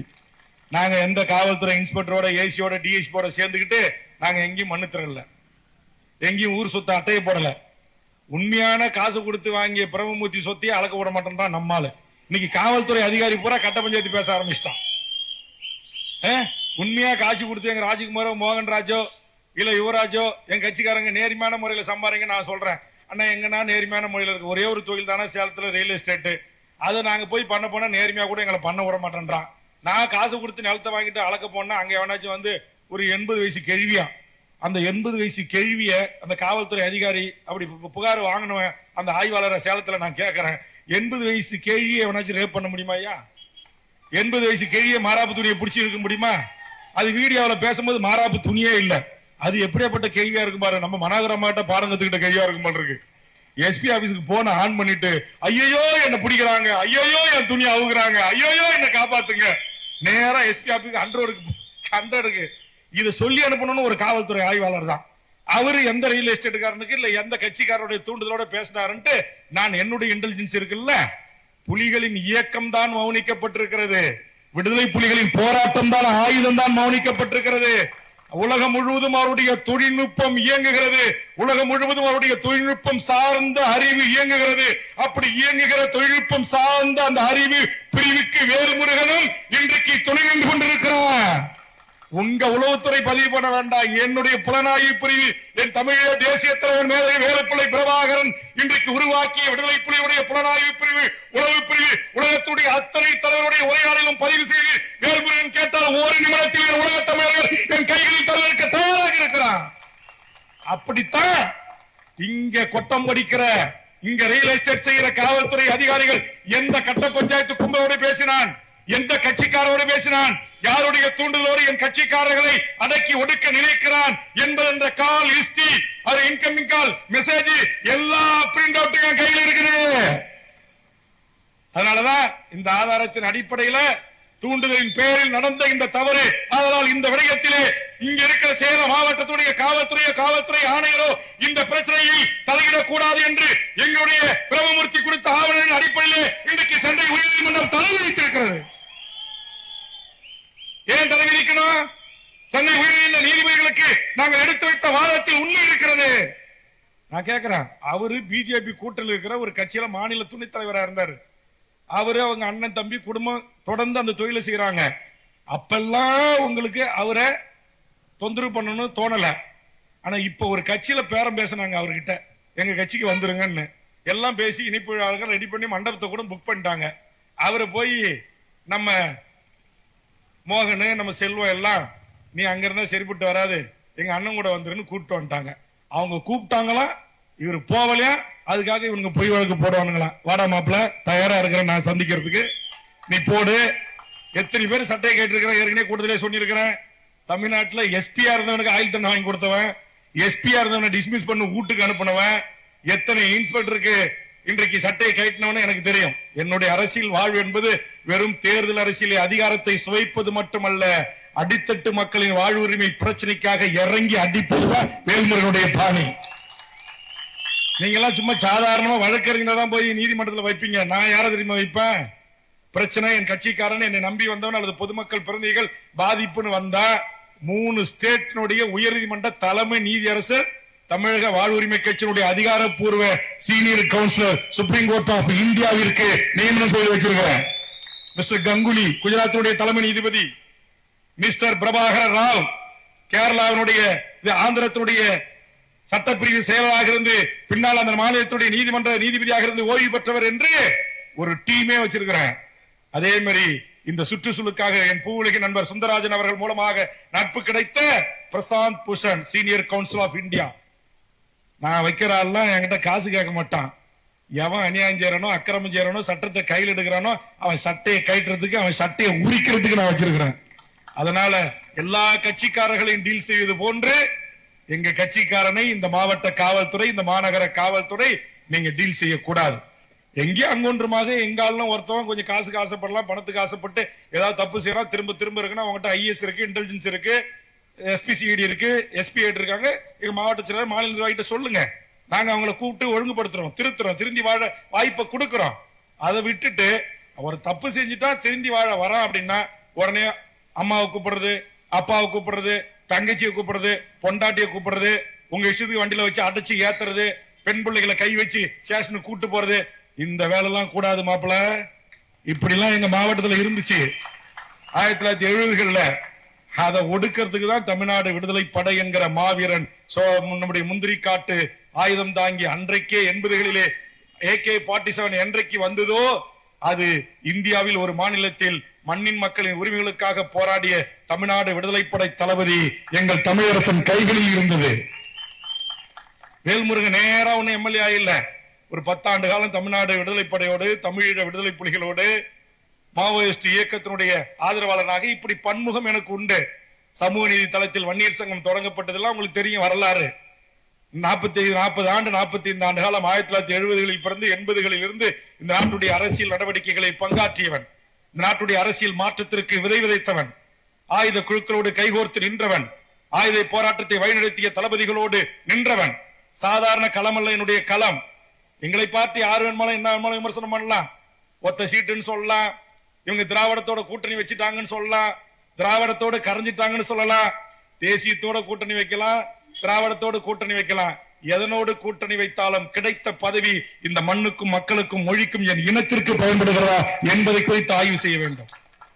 என்னுடைய சட்டமன்ற நடவடிக்கைகள், என் சட்டமன்ற உரைகள், தமிழ்நாடு அரசு உறுதிமொழி குழு தலைவராக நான் சென்று மாவட்டத்தில் இருக்கிற அத்தனை மாவட்ட ஆட்சித்தலைவர், கமிஷனர், மாநகராட்சி கமிஷனர், சட்ட ஒழுங்கு கமிஷனர், காவல்துறை, எஸ்பி, டிஆர்ஓ, ஆர்டிஓ, தாசில்தார் என்ற அனைத்து துறை அதிகாரிகளோடு நான் நடத்துகிற ஆய்வு கூட்டத்தில் இந்த நாட்டுடைய மக்களுக்கு பலன் கிடைக்கிறதா இல்லையா, இந்த நாட்டுடைய முதலமைச்சர், துணை முதலமைச்சர், அமைச்சர் பெருமக்கள் கொடுத்த உறுதிமொழிகளை ஒரே நேரத்தில் நிறைவேற்ற வேண்டிய பொறுப்பையும் கடமையும் உணர்ந்து இந்த நாட்டுடைய IAS, IPS, IFS அதிகாரிகள் செய்திருக்கிறானா இல்லையா, அவன் மீது நடவடிக்கை எடுக்கிறேனா இல்லையா, நாட்டுடைய கள ஆய்வு என்கிற பெயரிலே நாட்டில் இங்கு திட்டமிட்டு கட்ட வேண்டிய பணிகள் முறையாக நடைபெறுகிறதா, எத்தனை கல்லூரிகள் முறையாக நடைபெறுகிறது, எத்தனை ஊட்டச்சத்து மையங்கள் இயங்குகிறது, எத்தனை பால்வாடி கட்டிடங்கள் இயங்குகிறது என்று அத்தனையும் சென்று பார்த்து இங்கே தவறு செய்கின்ற அதிகாரிகளை அதே இடத்தில் கண்டித்து அவர்களை திருந்தி மேலும் அந்த பணியை சிறப்பாக செய்வதற்கு ஊக்கமளிக்கின்ற ஒரு பணியை நான் செய்கிறேனா இல்லையா, பரந்தூர் விமான நிலையத்தை எதிர்க்காமல் சட்டமன்றத்திலே கைதட்டி பாராட்டி வரவேற்று விட்டனா, அதானி துறைமுகத்தை இருகரம் கூப்பி வரவேற்றனா, எல்லையில் நிலவிருக்கிற மக்கள் பாதிக்கப்படுகின்ற துன்ப துயரங்களை தாங்கி நின்று பல்லாயிரக்கணக்கான மக்களை, லட்சக்கணக்கான மக்களை திரட்டி தேசிய பாதுகாப்பு சட்டத்தை ஒரு முறைக்கு பல முறை சந்தித்து ஒரே அரசியல் கட்சி தலைவர் வேல்முருகனா இல்லையா, சும்மா பேஸ்புக் இருக்கு, ஆளுக்கு ஒரு யூடியூப் இருக்குன்னா உட்காந்துக்கிட்டு என்ன பேசிங்களா, ஓட்டரிசலுக்கு வந்தா பழைய எங்கள் போர்க்குணமும் எங்கள் தியாக வாழ்வும் தியாக வாழ்க்கையும் மறந்து போகுமா, முந்திரி காட்டுல தலைகழ கட்டி கிடப்பீங்க, ஞாபகம் வச்சுங்க. அதையெல்லாம் செஞ்சுட்டு தான் வெள்ளை சட்டை போட்டுக்கிட்டு கருப்பு பேண்ட் போட்டுக்கிட்டு வெள்ளையும் ஜலையுமா அரசியல்வாதியா திகழ்றதுக்காக இங்க இருக்கிற இந்த நெருப்பு, இங்க இருக்கிற இந்த வீரம் ஒரு காலத்திலும் மழுங்காது. நாங்கள் பிரபாகரனின் பிள்ளைகள், தமிழரசனின் தம்பிகள். அதனால் சொல்லுகிறோம், காவல்துறை அதிகாரியே எங்க நீதிமன்றத்தில் தண்டனை கொடுக்கிறோம். புத்தூர் காவல் நிலையத்தில் எங்கள் பெண்ணை கை வைத்தவன் கையும் இல்லை உயிரும் இல்லை. புத்தாண்டு குப்பத்தில் வசந்தாவை கற்பழித்த காவல்துறை அதிகாரி உயிரா இல்லை. குள்ளஞ்சாவடி காவல் நிலையத்தில் என் உறவினர் செல்வத்தையும் விருப்பலிங்கத்தையும் சட்டத்திற்கு புறம்பாக என்கவுண்டர் செய்தவன் தில்லை கோவிந்தன், சுட்டவன் உயிரோடு இல்லை. காவல்துறை வெடிகுண்டு வைத்து தகர்க்கப்பட்டது. எல்லா வழக்குகளையும் சந்தித்துத்தான் பள்ளப்பட்டியில் வேல்முருகன் நின்று கொண்டிருக்கிறான். நான் சொகுசு அரசியல்வாதி இல்ல. இன்னைக்கு யாரோ சினிமாவில் நடிச்சுட்டு 2 படத்துல சூப்பர் ஸ்டார் ஆன உடனே இன்றைக்கு நான் தான் தமிழ்நாட்டுக்கு முதலமைச்சர், 2 கிராம் பரிசு கொடுத்த உடனே நம்ம முட்டா பையன். நான் நடிகனை குறை சொல்ல மாட்டேன். 1 வயசு பொண்ணை கூட்டு போறான். நாளைக்கு ஒரு 3 மாசம் கழிச்சு +2 முடிச்சு டிகிரி முடிச்சு போய் கல்லூரி பெண்களை கூட்டு போறான். அறிவு வேணும் தமிழனுக்கு. அவன் பெத்து வளர்த்து ஒரு ஆளாக்கிய பெண்ணு, நாளைக்கு மாற்றான் மனைவியாக வாழ வேண்டிய ஒரு பெண்ணு, அப்பா இறகல ஆத்தா இறகல ஆயிரக்கணக்கான ஊடக பத்திரிகை இறகல ஒரு சினிமா கூத்தாடி பையனை கட்டி பிடிச்சி லிப்ஸ்கிப் கொடுக்கறது அனுமதிக்கிற. இது கூட்டி கொடுக்கிற தொழில் செய்யலாம் இல்ல? எந்த நடிகனுக்கு செய்யறது? இது என்ன ஈன பிறவி? தமிழுடைய பிறவியா இது? அப்படியே விஜய் அண்ணா, விஜய் நடிங்க, நடிச்சிருக்கார பாராட்டுங்க, அஜித்தை பாராட்டுங்க, ரஜினியை பாராட்டுங்க, சரத்தை பாராட்டுங்க, என் பச்சை தமிழ் நம்முடைய சத்யராஜை பாராட்டுங்க. அதை விட்டுட்டு எப்படி இதெல்லாம் பெற்றோர்கள் அனுமதிக்கிறீங்க? இதுவா தமிழ் சமூகம்? இதா தமிழுடைய பாரம்பரியம்? இதா வீரகுல பெண்கள் வாழ்ந்த மண் தமிழர் நிலம் என்கிறான்? இதுவா இன்றைக்கு யாருடைய நாள்? இன்றைக்கு யாருடைய பிறந்த நாள்? தென்னாட்டு ஜான்சி ராண்டி அழைக்கப்பட்ட என் முன்னத்தியர் அஞ்சலை அம்மாள் பிறந்த நாள் இந்த நாள். இந்த நாளில் சொல்கிறேன், என் தமிழ் தாய்கள் பெற்றெடுத்த பிள்ளை செல்வங்களே, எந்த கூத்தாடி பயலுடைய வாசல்லையும் போய் நிக்காதீங்க. எந்த கூத்தாடி பையனுக்கு பிறந்த நாளா இருந்தா உங்களுக்கு என்ன? அவன் படம் 100 நாள் ஓடன என்ன, ஓடா போட்டான? அவர் வந்து கதவை திறந்து காலைல 11 மணிக்கு தரிசனம் தருவானா? அவன் நைட்டு விடிய கூத்தடிச்சுட்டு கொம்மால் அடிச்சுட்டு சரக்கு அடிச்சுட்டு கவுந்தடிச்சு தூங்குவானா? அவர் வெளியில வந்து போயஸ் காரன்ல அவர் வெளியில வந்து தரிசனம் கொடுக்குற வரைக்கும் இவன் போய் நிப்பானா? ஐயோ தலைவா உன்னை பார்க்கணும்னு. ஏண்டா அவனுக்கு சோறு போட போறான்? அவனால அவனுக்கு உலக ஒதுக்க போகுது? அவன் பிள்ளைக்கு பீஸ் கட்ட போறான்? அவன் ரோடு போட்டு கொடுக்க போறான்? அவனுக்கு பள்ளிக்கூடம் கட்டி கொடுக்க போறான்? அவனுக்கு கலையறிவியல் கல்வி கொண்டு வந்தான்? ஒரு மாவட்டத்துக்கு ஒரு மெடிக்கல் காலேஜ் கொண்டு வந்தான்? ஒரு அண்ணா பல்கலைக்கழக மாவட்டத்துக்கு வேணும். ஏழை எளிய தாழ்த்தப்பட்ட பிற்படுத்தப்பட்ட என் இஸ்லாமிய உறவுகளும் கிறிஸ்துவ உறவுகளும் என் தமிழ்ச்சாதி பிள்ளைகளும் படிக்க வேண்டும் என்று பேசினான். அவனுக்காக NRC NPR CA சட்டத்தை எதிர்த்து தமிழ்நாட்டில் ஒரு இந்து சமூகத்தில் என்று சொல்லக்கூடிய வேல்முருகன் என்று தமிழ் கடவுளை பெயரை தாங்கிய ஒரே ஒருவன் தாண்டா இந்த நாட்டில் CA NRC NPRக்காக 40 வழக்குகளை சந்தித்து இந்த நாட்டில் இருக்கிற அத்தனை மாவட்டத்துடைய நீதிமன்றத்து வழக்குகளை சந்திச்சவன். நீங்க பாலாபிஷேகம் செய்கிற இந்த கூத்தாடிகள் இல்ல, நீங்கள் கட்டோட்டு வைக்கிற இவன் இல்ல. ஒரு வயசு பொண்ணை இட்டும் போய் அப்புறம் இன்னொன்னு, இந்த டிவி ஷோக்கள்ல எவ்வளவு பெரிய அநியாயம். முத்துலட்சுமி அக்காவுக்கு இங்க வருகின்ற என்னுடைய தங்கைகளுக்கு எல்லாம் உங்களுக்கு வேலை இருக்கு. உங்ககிட்ட விளக்குமாறும் தொடப்பு இருக்குன்னா எடுத்துக்கிட்டு போங்க. ஆளை பார்த்து நேரம் காலம் வரும்போது சொல்றேன், பொது வெளியில சட்டையை பிடிச்சி சப்பு சப்புன்னு செருப்பாலே அறையணும். நிகழ்ச்சி நடத்துறவன நீ ரெடியா, நான் ரெடி. பாட்டுக்கு பாட்டு, கண்ட கர்மாலம், சீரியலு, பல தொலைக்காட்சிகள்லாம் இருக்கு. கொஞ்சம் வளரட்டும். இப்பதான் தமிழ் தேசிய தம்பிகள்லாம் கொஞ்சம் இந்த அண்ணன் பக்கம் திரும்பி இருக்காங்க. திரும்பிட்ட வச்சுக்கிறேன் கச்சேரி. கண்ட கர்மாந்தம், இவன் பொண்டாட்டி அவன் கிட்ட முட்டான், அவன் பொண்டாட்டி இவன் கிட்ட முட்டான், அண்ணன் பொண்டாட்டி இவன் கூட்டு முட்டான். இதாண்டா உங்களுக்கு சீரியலு. இந்த இளவு, இந்த 8ஆம் தூக்கம் எங்கேயாச்சும் இன்னைக்கு உட்காந்து தமிழ் சமூகம் எந்த தொலைக்காட்சியில எந்த திரைப்படத்துல என் தாய்மொழி தமிழ் ஆங்கில கலப்பு இல்லாம கலப்படம் இல்லாம பேசப்படுதா? என்னைக்காச்சும் ஒரு பிறந்த நாள்ல பெத்து வளர்த்து ஆளாக்கி கொத்தனாரு சித்தாளு வேலை செஞ்சு உடல் உழைப்பு செஞ்சு ரோட்ல வித்து பிரியாணி கடை போட்டு டீ கடை போட்டு சம்பாரிச்சு ஆளாக்கி உங்களை கொண்டு வந்து இந்த அளவுக்கு நிறுத்தினான அந்த தகப்பனுடைய காலில் விழுந்து ஒரு நாளாவது, ஒரே ஒரு நாளாவது என்ன நல்லா இருக்குன்னு வாழ்த்துங்க என் தாயை என் தந்தை என்று ஆசீர்வாதம் வாங்கியிருப்பியா? தாய் தந்தை ஆசீர்வாதம் வாங்கியிருப்பியா? உனக்கு என்ன இந்த சினிமாக்கார கூத்தாடிகள் எதுக்கு கட்ட விட்டு, எதுக்கு பாலாபிஷேகம்? என்ன அவன் பிடிங்கிட்டான் உனக்கு? என்ன அவன் கீச்சு கட்டையை நட்டுட்டா? இன்னைக்கு எனக்கு திராவிட இயக்கத்தின் மீது லஞ்ச லாவணியம் குடும்ப அரசியல் மீது விமர்சனம் இருக்கலாம். இந்த நாட்டில் 2 திமுக அதிமுக போட்டி கொண்டு இந்த நாட்டிலே பல்வேறு லஞ்ச லாவணி நடவடிக்கையில் ஈடுபட்டதான குற்றச்சாட்டுகள் இருக்கலாம், விசாரணை ஆணையங்கள் இருக்கலாம். ஆனாலும் கூட இந்த சினிமாக்காரர்களை ஒப்பிடுகின்ற போது இந்த நாட்டில் இங்க இருக்கிற இந்த சாலை, இந்த மேம்பாலங்கள், இந்த மெடிக்கல் கல்லூரி, இந்த அரசு கல்லூரி, இந்த இன்ஜினியரிங் கல்லூரி, இந்த அரசுடைய திட்டங்கள் இத்தனையும் கொண்டு வந்தது இங்க இருக்கிற தமிழ்நாட்டில் இருக்கிற அரசியல் கட்சிகள், திராவிட இயக்கங்களின் பங்கு இருக்கா இல்லையா? இவன் செய்யற இந்த அநியாய அக்கிரமத்தை தட்டி கேட்கணும். இவன் செய்யற ஈசிஆர்ல கூத்தடிக்கிறான். எல்லாம் நீங்க புதிய கலாச்சாரம் தமிழ்நாட்டில் உருவாயிருக்கேன். பள்ளப்பட்டி மக்களே, என்ன கலாச்சாரம் தெரியுமா? இவனுங்க எல்லாம் கும்பலா பணக்கார பசங்களா ஈசிஆருக்கு போறானுங்களா, எல்லாரும் கார் செயின ஒரு பெரிய கூடையில போட்டு குளுக்குறானுங்களா. யார் சாவி கிடைக்குதோ அவன் பொண்டாட்டி கூட போகலாமா.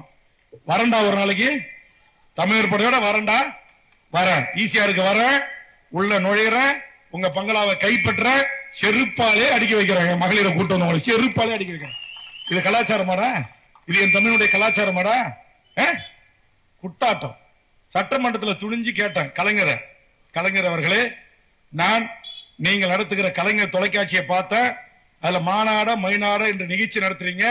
ஒரு முறைக்கு பல முறை பார்த்த, திரும்ப பார்த்த, அதுல எங்கேயும் ஒரு மானிங்கானா ஒரு மயிலிங்கானா அப்படின்னு சொல்லிட்டு ஒரு வார்த்தையை சொன்னேன். என் சகோதரி இருக்காங்க, நான் சொல்லக்கூடாது. நமிதா தான் ஆடிக்கிட்டு இருக்கிறான் அரையும் குறையுமா.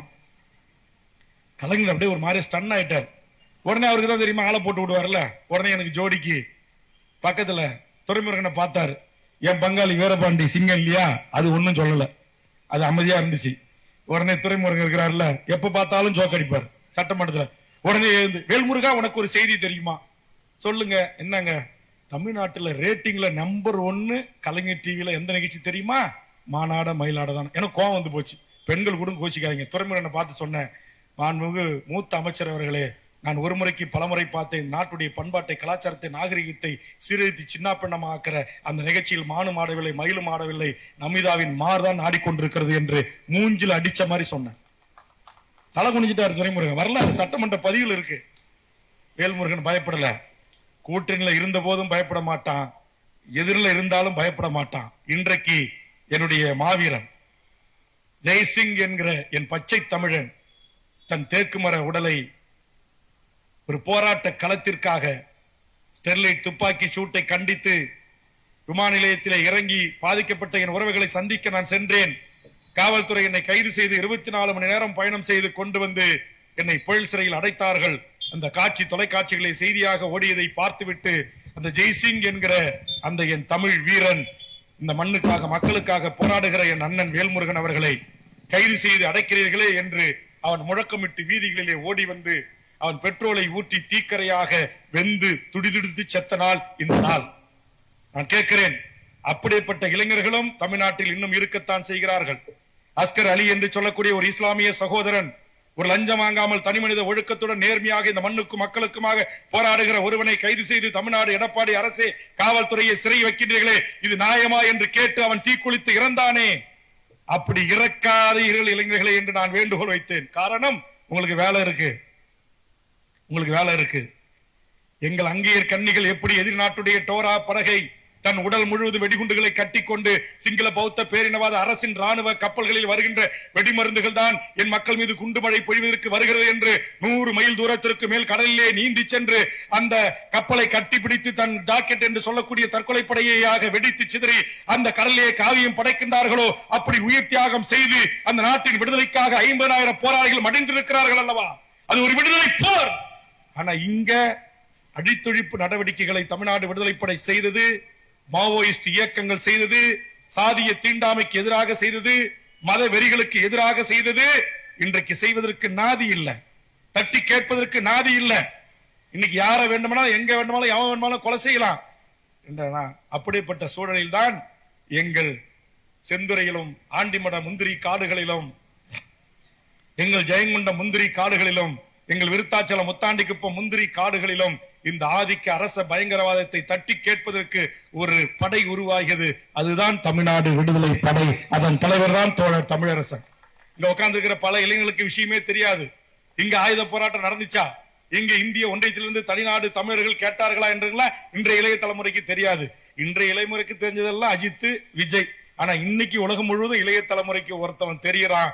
அவன் தான் என் ஈழத்தாய் பெற்றெடுத்த பிள்ளை வேடன் என்கிற ஒரு தமிழ் இசை பாடகன். இன்னைக்கு கேரளாவே உலுக்கிட்டு இருக்கிறான். அப்படி இங்க இருக்கக்கூடிய என் உறவுகளை, உங்களில் இருந்து இந்த மண்ணையும் இந்த மொழியும் நேசிக்கக்கூடிய நீங்கள் எக்காரணத்தை கொண்டும் தற்கொலை செய்து கொள்ளக்கூடாது. அது கோழைகளின் செயல். நான் வீரனாக மடிவேன் என்று சொன்னால் இந்த மண்ணுக்காக போராட வாருங்கள், இந்த மண்ணுக்காக உங்கள் உயிர் தியாகம் செய்ய வாருங்கள் என்று நான் அழைக்க மாட்டேன். எத்தனை உயிர்களை பலி கொடுத்தும் அந்த மண்ணின் விடுதலை கிடைக்க பெறாமல் அந்த மக்கள் இன்றைக்கு விடுதலை போராட்டத்தை மௌனித்திருக்கிறார்கள். ஆனால் இங்க இந்த அரச அதிகாரியிடமிருந்து, இந்த அரசிடமிருந்து இந்த மக்களுக்கு கிடைக்க வேண்டிய நியாயமான உரிமைகளை கிடைப்பதற்காக நாம் போராட்ட களத்திற்கு வருவோம்.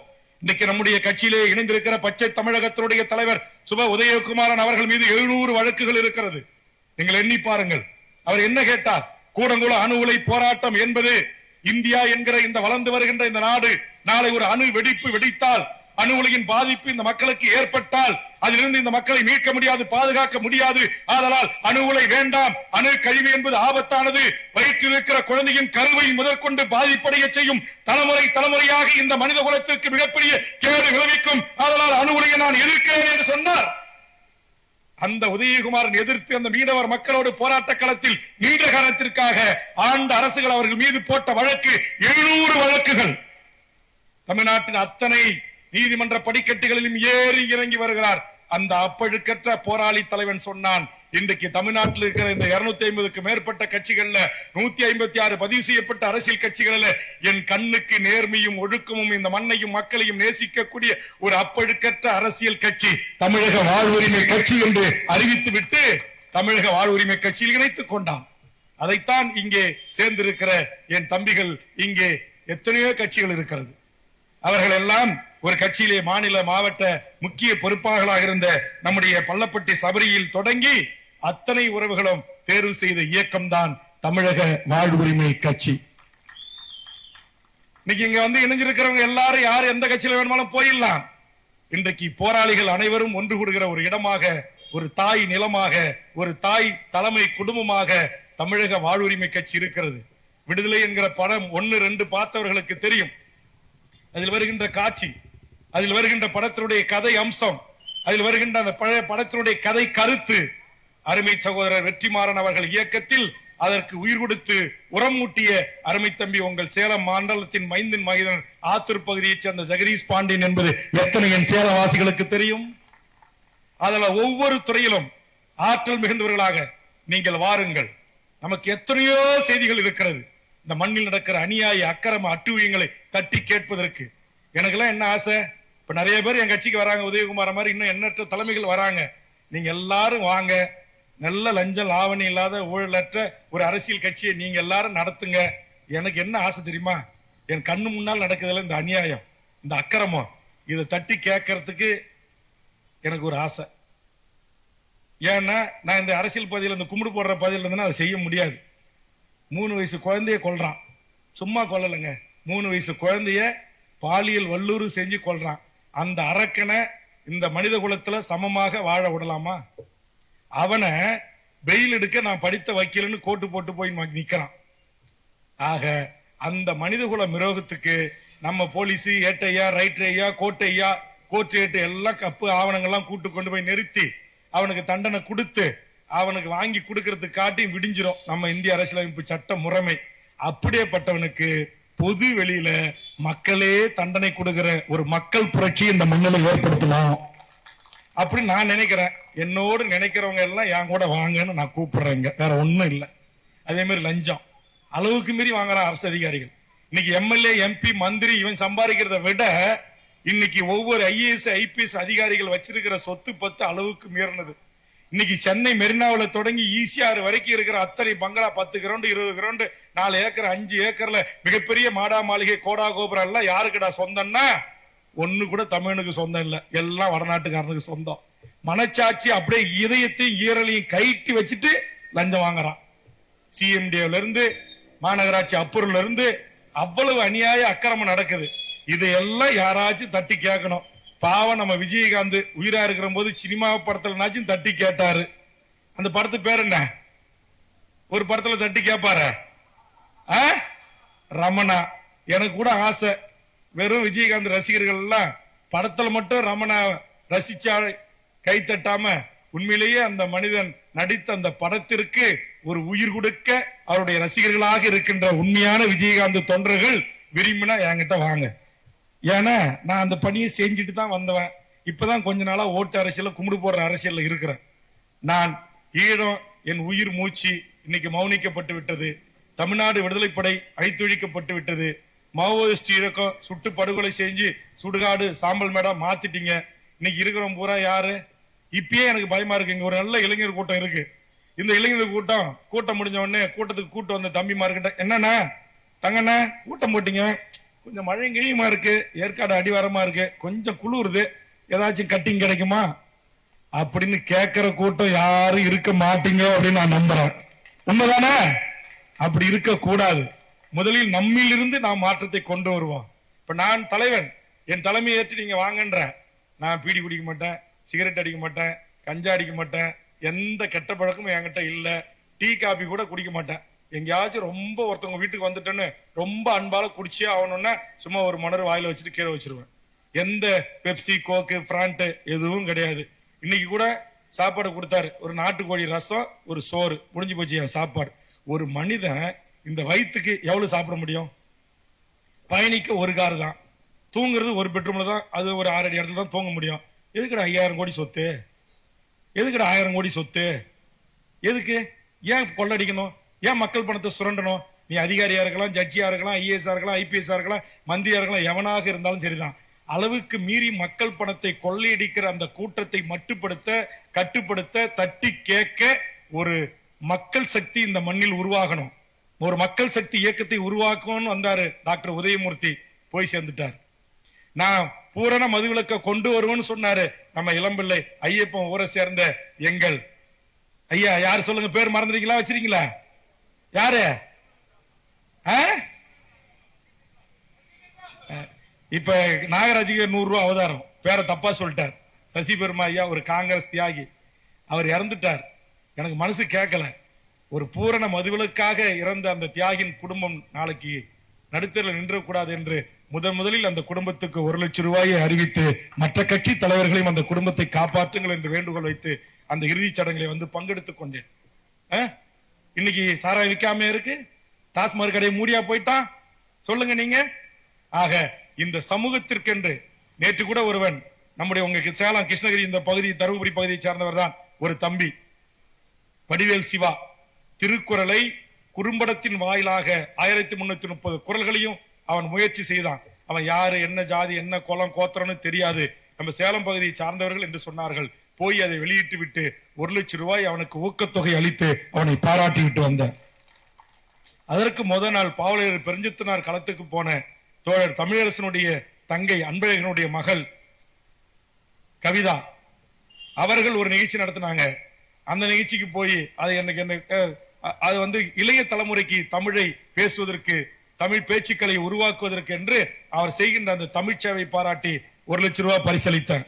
என்னுடைய வாழ்நாள் சம்பளம் சம்பாரணை எல்லாம் யாருக்கு அப்படின்னா தமிழுக்கு, தமிழ் தேசியர்களுக்கு, தமிழ் மண்ணையும் தமிழ விடுதலையும் நேசிக்கிறவர்களுக்கு தான். நீங்க கேட்கலாம், சரி குடிக்க மாட்டீங்க, அதெல்லாம் பண்ண மாட்டீங்க, அப்ப நீங்க சம்பாதிக்கிற காசு பணம் என்ன எம்எல்ஏ பண்றீங்க அப்படின்னா, கணக்கு வழக்கு வச்சிருக்கிறேன், வாங்க வெளியிடுறேன், கணக்கு வழக்கு வச்சிருக்கிறேன். எனக்கு அதிகாரிகள் லஞ்சம் கொடுக்க வருவான், இங்க வா, நான் லஞ்சம் வாங்க மாட்டேன், என்கிட்ட யாரு என் தொகுதியில ஏழை பிள்ளைகளை படிக்க வைக்கணும்னு வந்து மனு கொடுத்துருக்காங்களோ எடுப்பேன், இந்த பீஸை போய் நீ கட்டு போ, எனக்கு அதுல இருந்து ₹1 1 கிலோ அரிசி வாங்கி உல கொதிச்சு அந்த சாப்பாடை நான் சாப்பிட மாட்டேன், பாலிசி வச்சிருக்கிறேன்.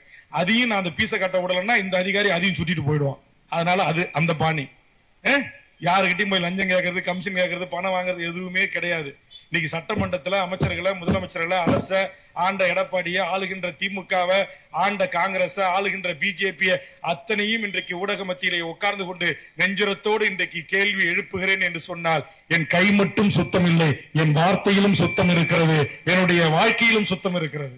நான் கேள்வி எழுப்புறேன், மக்களோடு மக்களாக நிக்கிறேன். எத்தனை கொம்பன் வந்தாலும் எதிர்த்து நிப்பேன். அதுக்கு ஒரே சாட்சி, இன்னைக்கு தைலாபுரம் தோட்டம் படுற பாடு உங்களுக்கு தெரியும். வேல்முருகன் கொசு நாங்க தட்டணம் ஊந்துச்சு. இன்றைக்கு வேல்முருகன் எழுந்து நின்று கொண்டிருக்கிறான். இன்றைக்கு எழுந்து நின்று கொண்டிருக்கிறான். எனக்கு என்ன மகிழ்ச்சி தெரியுமா? எங்க பள்ளப்பட்டியிலேயோ, எங்க வீரபாண்டியிலேயோ, எங்க ஓமலூர்லயோ இன்னைக்கு நான் கூட்டம் பேசணும்னா, பாட்டாளி மக்கள் கட்சி சார்பா நான் சார்ந்திருக்கிற அந்த படையாட்சி என்று சொல்லக்கூடிய அந்த வன்னியர் சாதியை சேர்ந்த ஒரு 200 பேர் உட்கார்ந்து இருப்பாங்க. ஆனா இன்னைக்கு பள்ளப்பட்டியில குறைஞ்சபட்சம் ஒரு 500 பேர் என் பேச்ச கேக்குறீங்க. இந்த 500 பேர்ல எனக்கு தெரிஞ்சு 70% பேர் நான் சார்ந்த வன்னியர் அல்லாத பிரசாதி என் தமிழ்ச்சாதி மக்கள். கும்மிடிப்பூண்டிலிருந்து கன்னியாகுமரி வரையிலும் எனக்கு கட்சி இருக்கிறது. தமிழ்நாட்டில் எத்தனை ஜாதி இருக்குதோ அத்தனை ஜாதியிலும் எனக்கு கட்சி இருக்குது. என் தொண்டர்கள் இருக்கிறார், என் இஸ்லாமிய உறவுகள் இருக்கிறார், என் கிறிஸ்துவ உறவுகள் இருக்கிறார். இங்கே நான் வருவதற்கு முன்பாக தொடக்க உரை ஆற்றினாரே அருமை தம்பி மாரிமுத்து, அவர் என்ன சாதின்னு எனக்கு தெரியாது. எங்கள் தங்கம் என்ன சாதின்னு எனக்கு தெரியாது. உண்மையிலேயே என் ஜெகதீஷ் பாண்டியன் என்ன சாதி என்று எனக்கு தெரியாது. இன்னைக்கு வந்து அணியணியா இணைந்திருக்கிற என் உறவுகள் எல்லாம் ஒரு சாதி என்று மட்டும் எனக்கு தெரியும், அது என் தமிழ்ச்சாதி என்று எனக்கு தெரியும். ஆதலால் அவர்களை அன்போடு நான் அரவணைக்கிறேன். ஆதலால் சொல்லுகின்றேன், என் உறவுகளே, நீங்கள் எங்கேயும் வந்து சேரவில்லை, சேர வேண்டிய இடத்தில் தான் வந்து சேர்ந்திருக்கிறீர்கள். ஆதலால் ஒரு கொள்கை பிடிப்போடு, ஒரு கொள்கை வழி நின்று நாம் பயணிக்கிறோம். ஒரு சத்தியமும் உண்மையும் நேர்மையும் இந்த மண்ணையும் இந்த மக்களையும் இந்த மொழியும் நாம் நேசிக்கிறேன். இங்கே வந்து சேர்ந்த தம்பி செந்தில் உள்ளிட்ட தோழர்கள் இணைந்தவர்கள் சொன்னார்கள், அண்ணா நாங்கெல்லாம் எங்களுடைய தமிழ் தேசியர்களுடைய ஒரு பேர் ஆவல், பேர் விருப்பத்தை தெரிவித்தோம், இந்த புலிக்கொடியை, இந்த கட்சி கொடியை நீங்கள் இணைத்ததற்காக நன்றி என்று சொன்னார்கள். என்னை புரிந்து கொண்டவர்கள் இன்னைக்கு நன்றி சொல்கிறீர்கள், புரியாதவர்கள் என்னை விமர்சனம் செய்கிறார்கள். நான் அதை பற்றி கவலை இல்லை. காரணம், இந்த சோழ கொடி எங்கள் தமிழர் கொடி. அதனால் இந்த கொடியை உலகம் முழுவதும் வாழ்கின்ற 12 கோடி என் தொப்புள் கொடி உறவுகளும் பயன்படுத்துகிற உரிமை இருக்கிறது. இது எவருடைய தனிப்பட்ட சொத்தும் அல்ல, தனிப்பட்ட கட்சிக்குமானதல்ல என்கிற புரிதல் எனக்கு இருக்கிறது. அதனால் தான் நம்மை பற்றி தெரியாமல் புரியாமல் இந்த 2000 கிட்ஸ் என்று சொல்வார்கள் அல்லவா, 2000க்கு பிறகு பிறந்த அரசியல் கட்சியிலே வந்தவர்கள், வேல்முருகனுடைய 40-45 ஆண்டு கால போராட்ட வாழ்வும் பொது வாழ்வையும் புரியாதவர்கள் விமர்சனம் செய்யலாம், செய்துவிட்டு போகட்டும். இன்றைக்கு என்னோடு அருகாமையில் அமர்ந்திருப்பவர்கள், மேடையின் முன்று நிற்பவர்கள், எனக்காக தொலைக்காட்சி விவாதங்களிலே பேசுகின்றவர்கள் எல்லாம் கூட ஒரு காலத்தில் என்னை விமர்சனம் செய்தவர்கள் தான், என் மீது கல் எறிந்தவர்கள் தான், முகநூல் பக்கங்களில் என்னை குறித்து தவறாக சாதி கட்சியிலிருந்து வந்தவன் என்று எழுதியவர்கள் தான். அவர்கள் என்னை நெருங்க நெருங்க நான் பண்டுட்டி செம்மன் பூமிக்காரன். எங்கள் ஊரில் மிகவும் இனிப்பான ஒரு பழம் விளையும், அது பலாப்பழம். உங்களுக்கு தெரியும், இந்த பலாப்பழத்துல சுத்தி நல்லா விளைஞ்சி அது வீரியமாக அது பயன்பாட்டுக்கு பழம் கனி கொடுக்கின்ற போது அது மேலே முட்கள் இருக்கும். அப்படித்தான் நெட்டிருந்து பார்க்கும்போது நான் வன்னியர் சங்கத்திலிருந்து வந்தவன், பாட்டாளி மக்கள் கட்சியிலிருந்து வந்தவன் என்கிற புரிதலும் பார்வையும் உங்களுக்கு இருக்கும். எப்படி பலாப்பழம் மேலே முள்ளாக இருக்கும், கை வைத்து அமைக்கினால் அது கொஞ்சம் கையை பொத்து ரத்தம் தான் வரும்.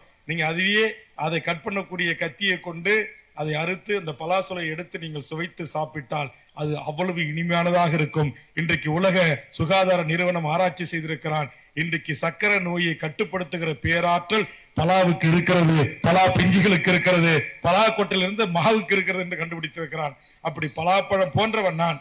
இந்த நாட்டில் உலகம் முழுவதும் வாழ்கின்ற தமிழ் தேசியர்கள் வேல்முருகனுடைய கடந்து வந்த பாதை என்ன, இந்த சமூகத்துக்கு ஆற்றிய பங்களிப்பு என்ன என்பதை கொஞ்சம் தெரிந்து கொண்டு என் மீது நீங்கள் விமர்சனத்தை வையுங்கள், நான் பதில் சொல்ல தயாராக இருக்கிறேன் என்பதை இந்த நேரத்தில் தெரிவித்து, இங்கே பெயர் பிடித்த பள்ளப்பட்டி சபரிக்கும், அருமை சகோதரர் ஜெயபிரகாஷ் அவர்களுக்கும், வழக்கறிஞர் கிருஷ்ணராஜ் அவர்களுக்கும், அருமை சகோதரி சுகன்யா அவர்களுக்கும், அருமை தம்பி செந்தில் அவர்களுக்கும், அருமை சகோதரர் சங்கர் அவர்களுக்கும், அருமை சகோதரர் சதீஷ்குமார் அவர்களுக்கும், வைரமணி அவர்களுக்கும், சுந்தரம் மற்றும் வைரம், ராகுல், கண்ணன் அவர்களுக்கும் உங்கள் அனைவரையும் ஒருங்கிணைத்து இந்த இணைப்பு விழாவை மிக நேர்த்தியாக, இயற்கை எப்போதுமே நமக்காக கொஞ்சம் பொறுமை காக்குது, அந்த இயற்கைக்கு என்னுடைய அன்பான வணக்கத்தை நான் பதிவு செய்கிறேன். ஏன்னா இப்ப முள்ளிவாய்க்கால் நினைவேந்தல் நடத்துறோம், மிகப்பெரிய மழை, சேறு, சகதி, மேடைக்கு வரவே முடியல. நீங்க கூட சேலத்திலிருந்து பல வண்டிகள் வந்தவங்க எல்லாம் அந்த சேறு சகதியில இறங்காம வாகனத்திலே இருந்து கேட்டுட்டு போயிட்டீங்க.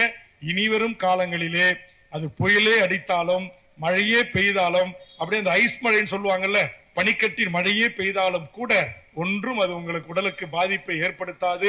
ஆக ஏற்றுக்கொண்ட லட்சியத்திற்காக, ஏற்றுக்கொண்ட கொள்கைக்காக தமிழீழ மண்ணில் எமது போராளிகளும் பொதுமக்களும் குண்டு மழைக்கு நடுவே நின்று சிங்கள பௌத்த பேரினவாத அரசை போராடிய மாவீரர்களின் வழிவந்தவர்கள் நாம்.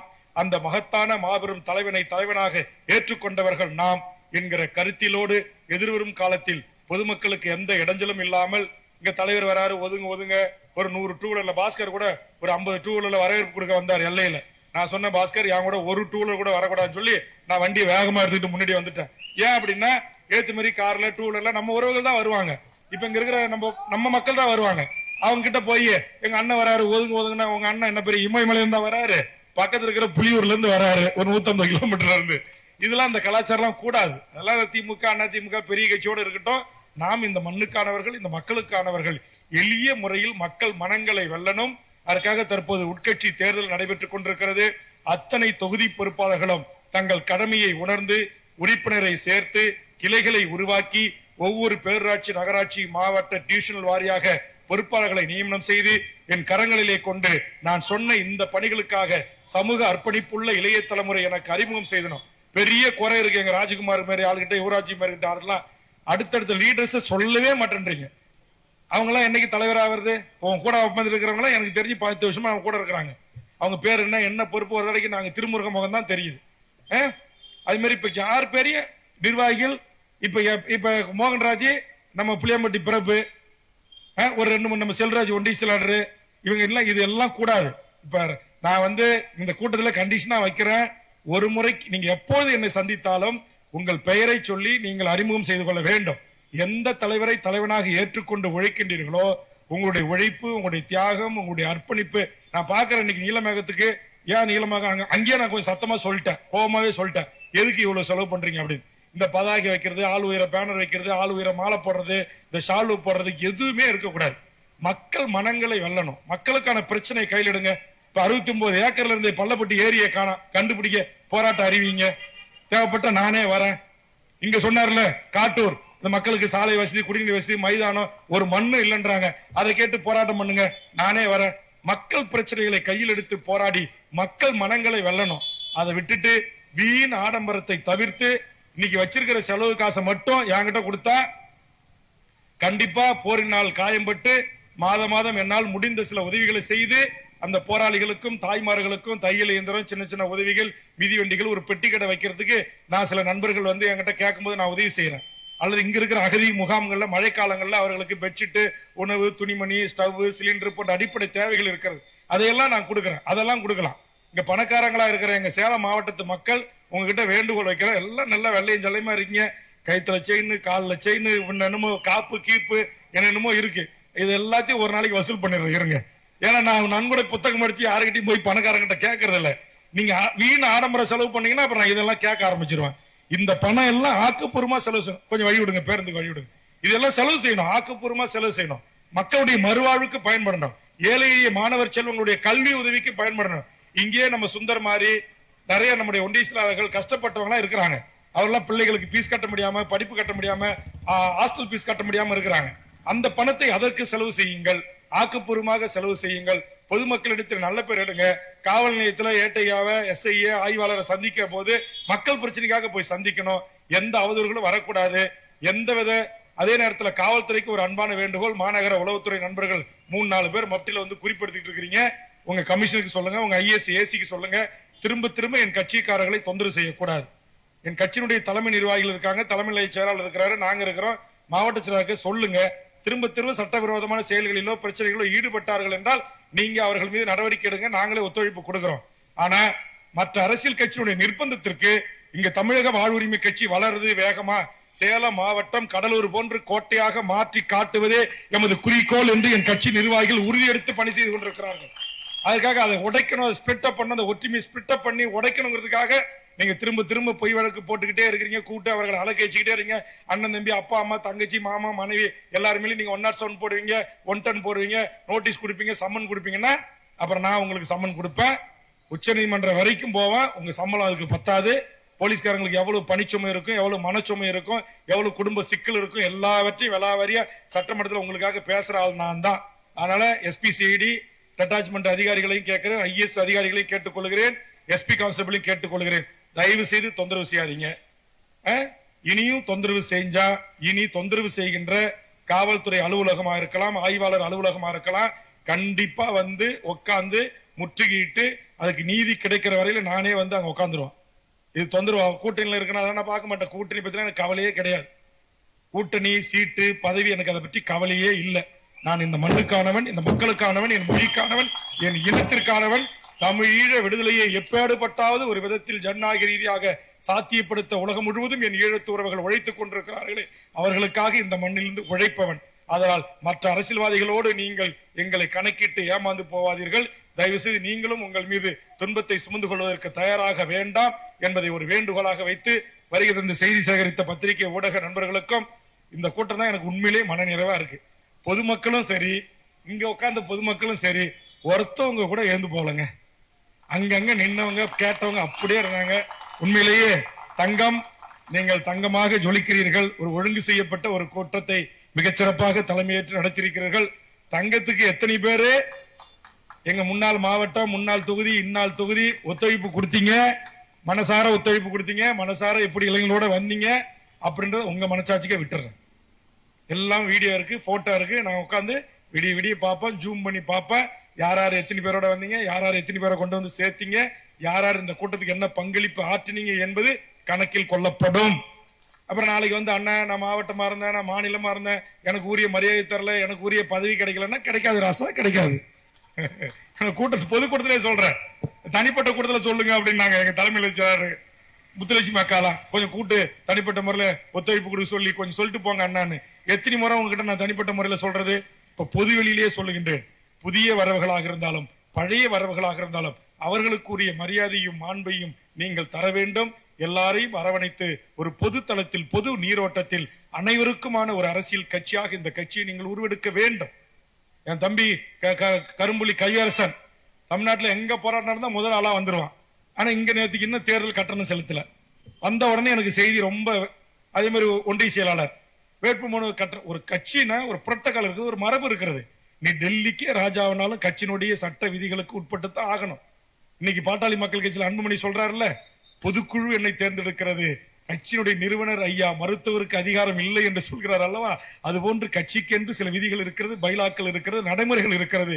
நீ கவிப்புலி கரும்புலி கையரசனாக இருந்தாலும் அல்லது அமீராக இருந்தாலும், நீலமகமாக இருந்தாலும், மோகன்ராஜாக இருந்தாலும், ராஜகுமாராக இருந்தாலும், ஐயப்பனாக இருந்தாலும் கட்சியினுடைய சட்ட விதிகளை நீங்கள் மதிக்கணும்.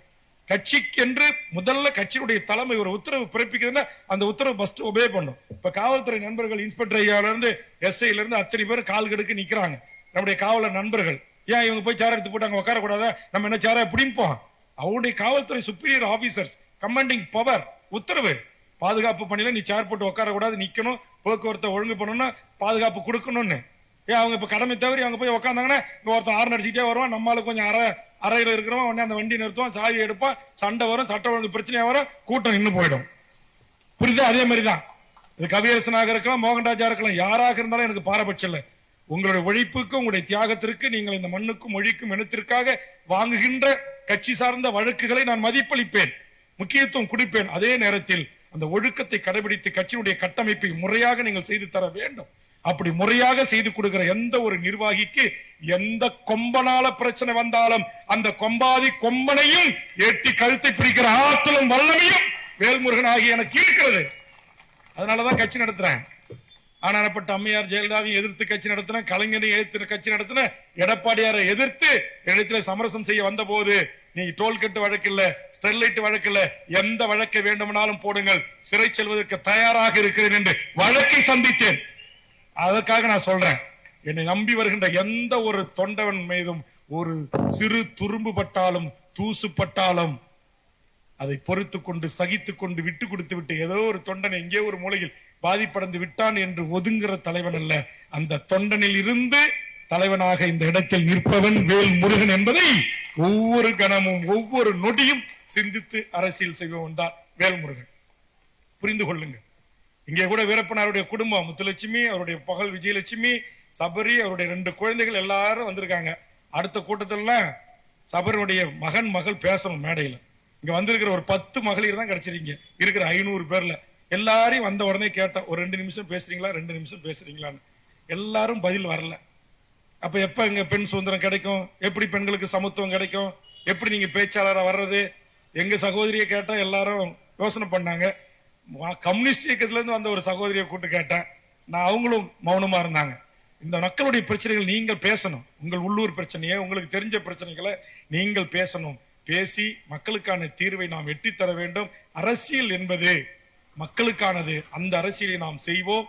கண்டிப்பாக தமிழ்நாட்டில் தமிழக வாழ்வுரிமை கட்சி அசைக்க முடியாத மாபெரும் ஒரு அரசியல் சக்தியாக வரும். இதை எந்த கொம்பனாலும் எந்த தலைவனாலும் தடுக்க முடியாது என்பதை மனதில் நிறுத்தி பணி செய்யுங்கள் என்று கேட்டு, அதிமுகவில் இருந்தும் மற்ற இயக்கங்களிலும் இருந்தும் வருகை தந்த அனைத்து உறவுகளையும் மீண்டும் ஒருமுறை இருகரம் கூப்பி வருக வருக என்று வரவேற்று தமிழக வாழ்வுரிமை கட்சியில் இணைத்து பணி செய்வதிலே பெருமை கொள்கிறது தமிழக வாழ்வுரிமை கட்சி என்று கூறி, மேடை கரண்ட் எந்த பிரச்சனையும் இல்லை, மைக்கு ரொம்ப கிளியரா இருந்துச்சு.